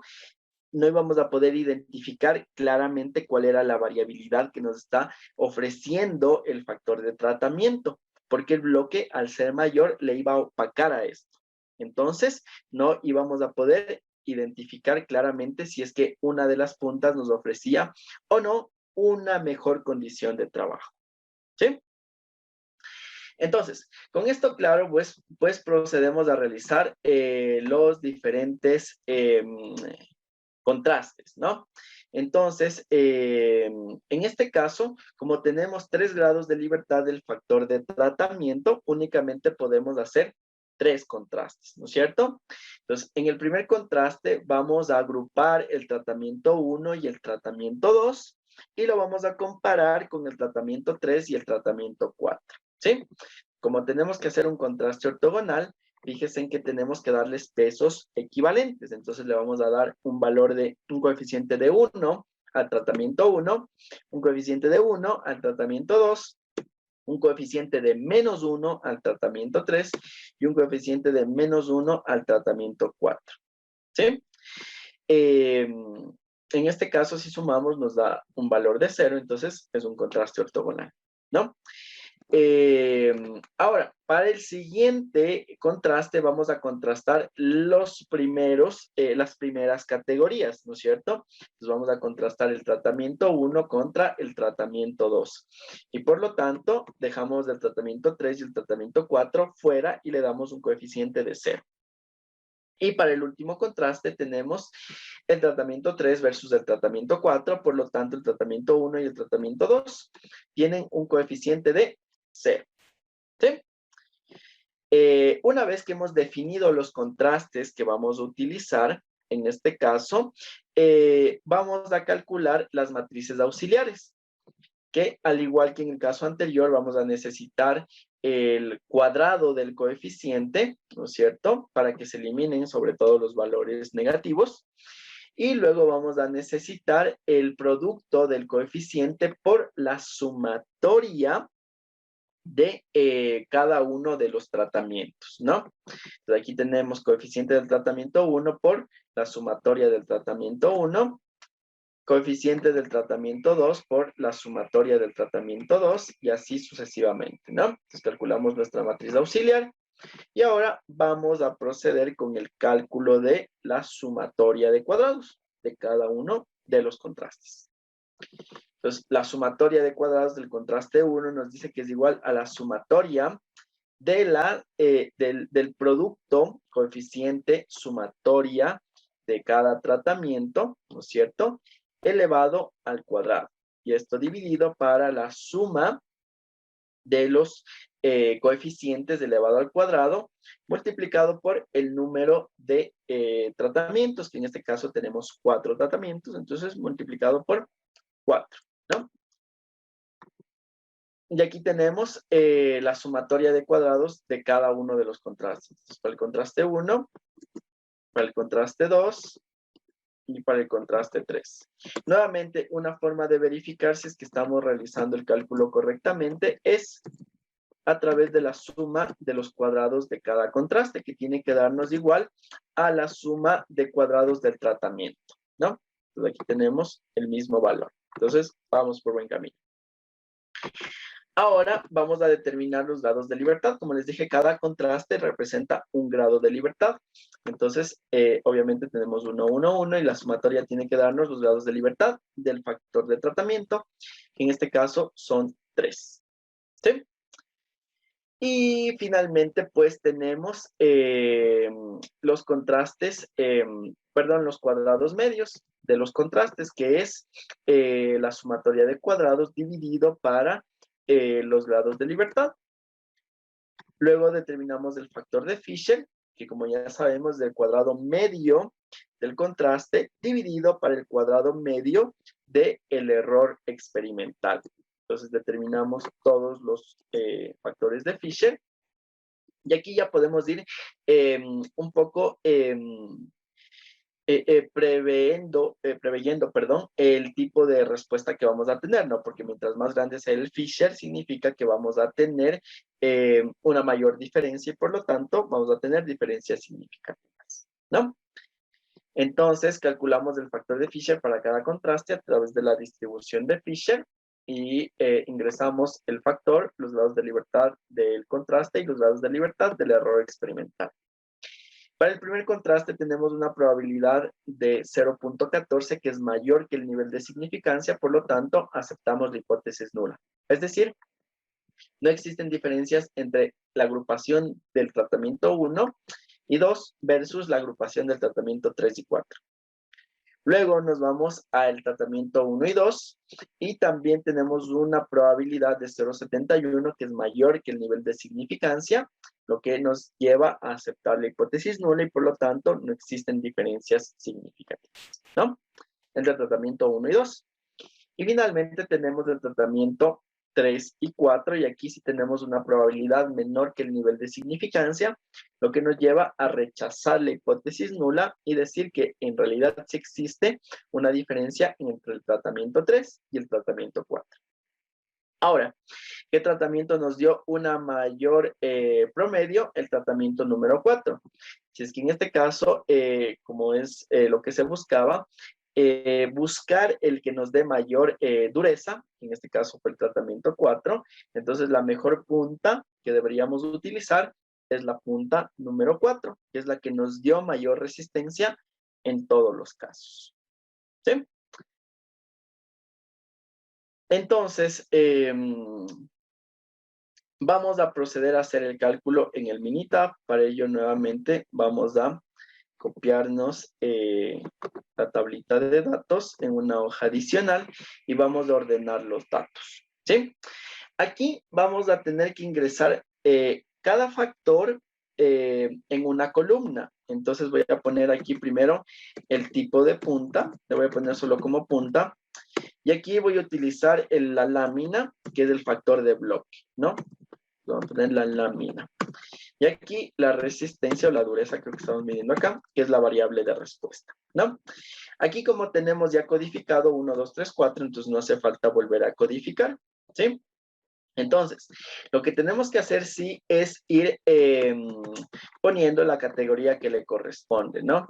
Entonces aquí voy a empezar a ordenar por el tipo de punta. Entonces, las 4 primeras observaciones van a corresponder a la punta 1, ¿cierto? Entonces ponemos nivel 1, 1, 1, 1 en todas. Obviamente la lámina sí va a cambiar el orden, ¿no es cierto? Tenemos la lámina 1, 2, 3 y 4.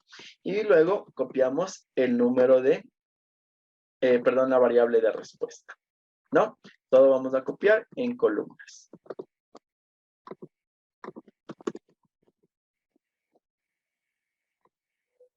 Uy, perdón.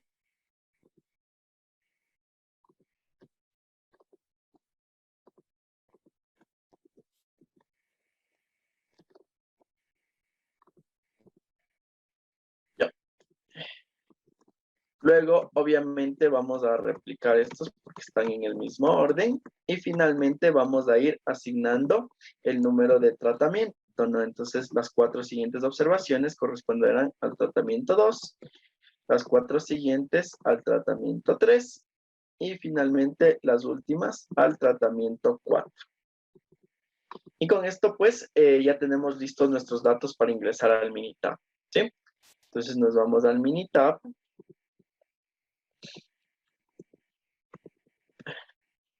Vamos a agregar una nueva hoja. Y aquí vamos a poner el factor de tratamiento, que es la punta. Uy, perdón. Es la punta. Vamos a agregar el factor de bloque, que es la lámina. Y vamos a agregar la variable de respuesta, que es la dureza, ¿no? Finalmente, copiamos los datos en el orden que se encuentran. Y procedemos con el análisis estadístico. Entonces, para ello nos vamos aquí a estadísticas, nos vamos a ir a Nova, y aquí vamos a trabajar con un modelo lineal general, ¿de acuerdo? En este modelo lineal general, o en la nueva balanceada.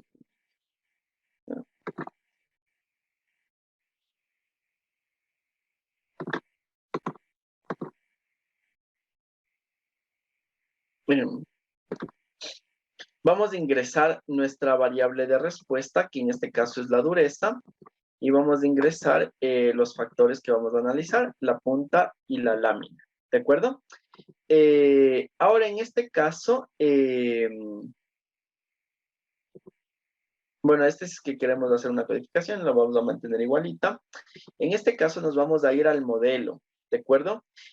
Como es un diseño de bloques, no nos interesa analizar la interacción entre los diferentes factores. Entonces nos vamos a asegurar que en el modelo tengamos únicamente un modelo de efectos principales. Es decir, únicamente de los factores individuales. Entonces, vamos a tener el modelo de, con los términos del modelo van a incluir el factor de punta y el factor de lámina solitos. Entonces, tal cual está, le vamos a poner, ok. En este caso, como no tenemos covariables, pues no le ponemos nada. Nos vamos a opciones. Aquí si es que queremos transformar en nuestra variable de respuesta. En este caso no vamos a poner ninguna transformación.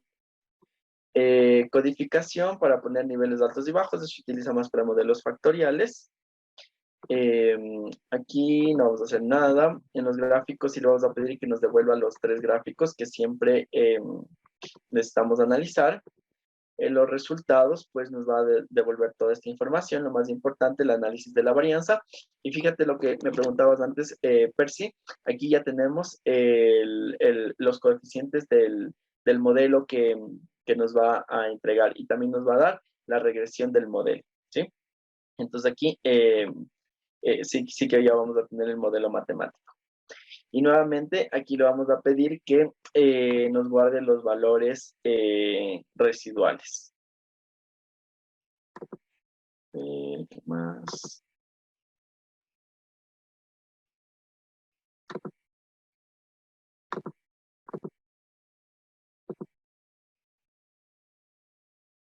Ya. Y vamos a ponerle OK. Entonces, en este caso, pues, vamos a ir analizando nuevamente. Fíjense que aquí nos da exactamente lo mismo, ¿no? Nos está dando un resumen de los factores. Ahí tenemos dos factores, punta y lámina. Y en este caso también nos devuelve la tabla de la ANOVA, que es lo que nos interesaba analizar, ¿cierto? Entonces nos vamos a ir acá a la tablita del Excel. Vamos a ocultar un momentito estos contrastes. Y vamos a pegarle, déjenme copiarle como una figura. Vamos a pegarle acá. Entonces, fíjense en que en este caso, nuevamente tenemos la misma tabla de la ANOVA, ¿no? Entonces tenemos la sumatoria de cuadrados para el tratamiento 0.385, para el bloque 0.825, para el error 0.08 y para el total 129, que es lo mismo que habíamos obtenido, ¿no? Los grados de libertad tenemos 3 para el factor de tratamiento, 3 para el bloque, 9 para el error experimental y 15 para el total. Aquí tenemos el cuadrado medio que nos da exactamente el mismo valor, el factor de Fisher 1444 y el de bloque 3094. Aquí tenemos el p-value, que si trabajamos con los números decimales nos va a dar lo mismo, ¿no? 0.001 y 0. Bueno, 0, ¿no? Entonces, en este caso, pues llegamos a la misma conclusión y rechazamos la hipótesis nula, ¿no? Importante que en este análisis no vamos a utilizar interacciones. ¿Por qué? Porque estamos trabajando con un factor de bloque y no nos interesa analizar la variabilidad que nos da este factor de bloque. Simplemente nos interesa eliminar la variabilidad del factor de bloque del error experimental y podamos identificar el efecto que está dándonos el tratamiento, ¿no? Ok, aquí nuevamente nos da el resumen del modelo. Nuevamente tenemos una diferencia de 9 puntos entre el R ajustado y el predicho, entonces estamos dentro de lo que se espera. Y aquí tenemos la ecuación de la regresión. Entonces aquí sí ya tenemos el modelo matemático de la regresión, ¿sí? Entonces ya tenemos mayor información sobre el modelo matemático, si es que queremos utilizarlo para hacer alguna predicción, ¿no? Pero, porque en este caso, fíjense en que la herramienta que nosotros estamos utilizando es precisamente una regresión lineal, un modelo general lineal, entonces, obviamente, sí nos va a dar el modelo de regresión. En cambio, en el caso de acá arriba, pues, únicamente hicimos análisis de la ANOVA, ¿no? Y nuevamente nos devuelve los gráficos para nosotros poder comparar los supuestos. Recuerden que una parte muy importante del análisis son los supuestos. Si yo no cumplo con los supuestos, pues difícilmente pues puedo aceptar que la respuesta de la ANOVA es correcta, ¿sí? Muy bien, entonces en esta clase nos vamos a quedar hasta aquí. En la siguiente clase vamos a terminar el ejemplo con las comparaciones de contrastes y vamos a realizar también el análisis de los supuestos, del cumplimiento de los supuestos, ¿de acuerdo? Ya saben, cualquier duda o cualquier inquietud que se les pueda presentar, me la pueden realizar a través del chat, del WhatsApp o a través de mi correo electrónico, ¿sí? Y en la segunda parte de la siguiente clase, pues ya vamos a empezar a trabajar con los modelos factoriales. Entonces, ya, listo. Listo, Marlene. Como la siguiente clase, en teoría, ya deberíamos empezar con los modelos factoriales. Entonces, antes de empezar con ello, vamos a terminar este ejemplo, como les digo, y vamos a hacer un ejemplo de cuadrado latino. ¿De acuerdo? Y luego sí entraremos con los diseños factoriales para que ustedes ya entren con un mayor conocimiento de todos estos diseños básicos. ¿Sí? Entonces, les agradezco muchísimo por su participación. De hecho, esta clase me pareció mucho más chévere porque como ya estamos haciendo cosas más prácticas, ya tenemos una mayor participación y una mayor retroalimentación, ¿no? Entonces, cualquier comentario de igual forma es bienvenido y eso, ¿no? Entonces, que pasen un excelente fin de semana, descansen y nos vemos la siguiente semana. Hasta luego.